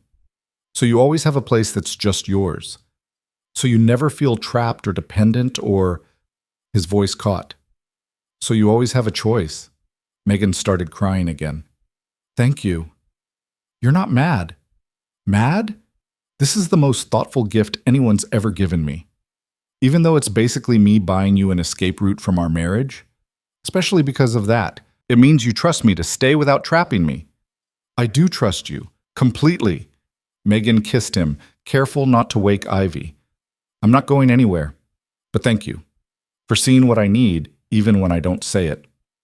That's what partners do. They carried their sleeping daughter upstairs and put her to bed, removing the flower girl dress and replacing it with pajamas. Ivy stirred but didn't wake. In their own room, Megan and Ethan finally had a moment alone. Hello, wife, Ethan said. Hello, husband. That's weird to say. Very weird. They got ready for bed, both too tired for anything romantic despite it being their wedding night. But lying there together, Megan felt complete in a way she never had before. Can I tell you something? Ethan said in the darkness. Always. I used to dream about Claire, every night for the first year after she died. Just her face, asking me why I chose Ivy, why I let her die. Ethan, but I haven't had that dream in months, not since you came back. Now I dream about normal things, boring things. The three of us at breakfast, Ivy learning to ride a bike, getting old. His voice was rough. You gave me back my future. You know that? You gave me one too. I was just surviving before, going through motions. Now I'm living. We're quite a pair. Yeah, we really are. 6 months into their marriage, Megan got pregnant. It was unexpected. They'd been careful, talking about maybe trying in a year or two, but also somehow inevitable. How do you feel about it? Ethan asked, his hand on her still flat stomach. Terrified, excited, worried about Ivy, worried about labor, worried about everything. Me too, especially the labor part. You're not the one giving birth. I know, that's what terrifies me, that I'll have to choose again. Megan took his face in her hands. If it comes to that, if something goes wrong, you choose me. Do you understand? You choose me. Megan, I mean it. Ivy needs her father. I won't have you destroying yourself with guilt again. Promise me. I can't promise that. Ethan, what if I lose you? What if you don't? What if everything goes fine and we have a healthy baby and nobody has to choose anything? He didn't look convinced, but he nodded. They told Ivy at dinner the next week. She was 4 now, opinionated and loud and completely herself. So, Megan said carefully, how would you feel about being a big sister? Ivy dropped her fork. A sister? Like a real one? Or a brother? We don't know yet. When? In about 7 months. Ivy was quiet for a long moment, then, will you still love me when the baby comes? Megan's heart cracked. Oh, baby, of course, always. Having another child doesn't mean we'll love you less. It means our family gets bigger. But babies need lots of attention. My friend Sarah has a baby brother, and her mom never has time for her anymore. That won't happen to us, Ethan promised. You're our first baby. That's special. Nothing changes that. Ivy looked skeptical, but eventually nodded. Okay, but if the baby's annoying, can we send it back? Doesn't work that way, sweetheart. That's dumb. The pregnancy was rough, morning sickness that lasted all day, exhaustion that had Megan sleeping 12 hours and still feeling tired, anxiety that kept her up at night worrying about everything that could go wrong. Ethan handled it by hovering, constantly asking if she was okay, if she needed anything, if she should sit down. It drove Megan crazy. I'm pregnant, not dying, she snapped one afternoon. I know. Then stop treating me like I'm made of glass. I'm just worried.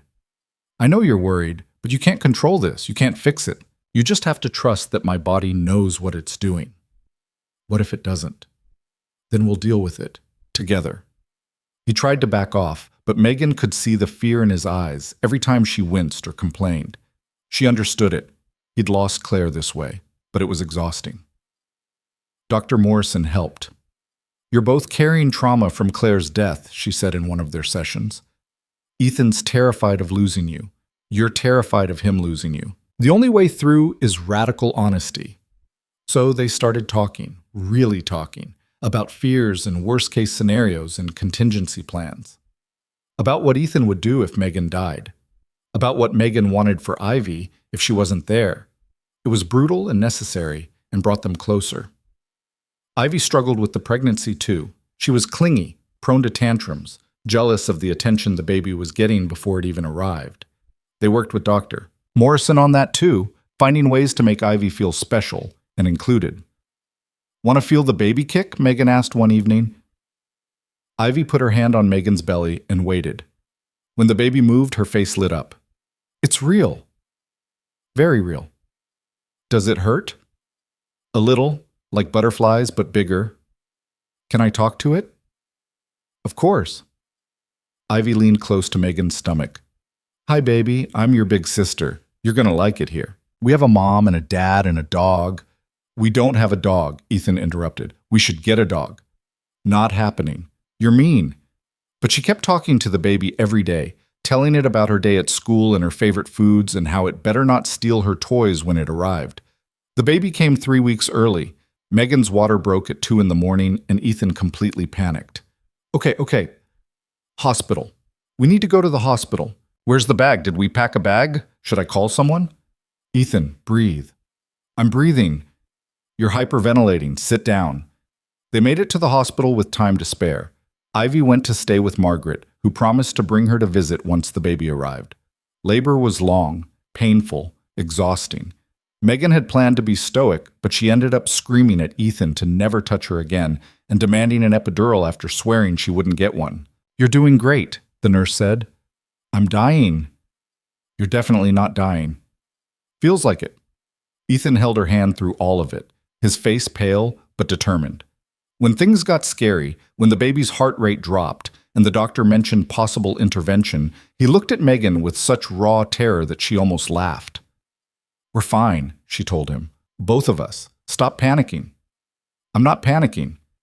You're squeezing my hand so hard I think you broke something. Sorry. The baby arrived at 7 a.m, a boy, 7 pounds, healthy and screaming. They laid him on Megan's chest, and she started crying immediately. "Hi," she whispered. "Hi, baby. We've been waiting for you." Ethan was crying too, his hand on the baby's back. "He's perfect. He's ours." They named him James, after Megan's father. James Clare Calloway, with both mothers represented in his name. Ivy met him that afternoon, tiptoeing into the hospital room like she was entering a church. "He's so small," she whispered. "You were this small once." "Really? Really? Can I hold him?" They arranged her on the bed with pillows, then carefully placed James in her arms. Ivy stared at him with wonder. "Hi, James. I'm Ivy, your big sister. I'm going to teach you everything. How to read and how to climb trees and how to annoy Daddy." She looked up at Megan. "He's perfect, Mama." "Yeah, baby. He is." Taking James home was terrifying.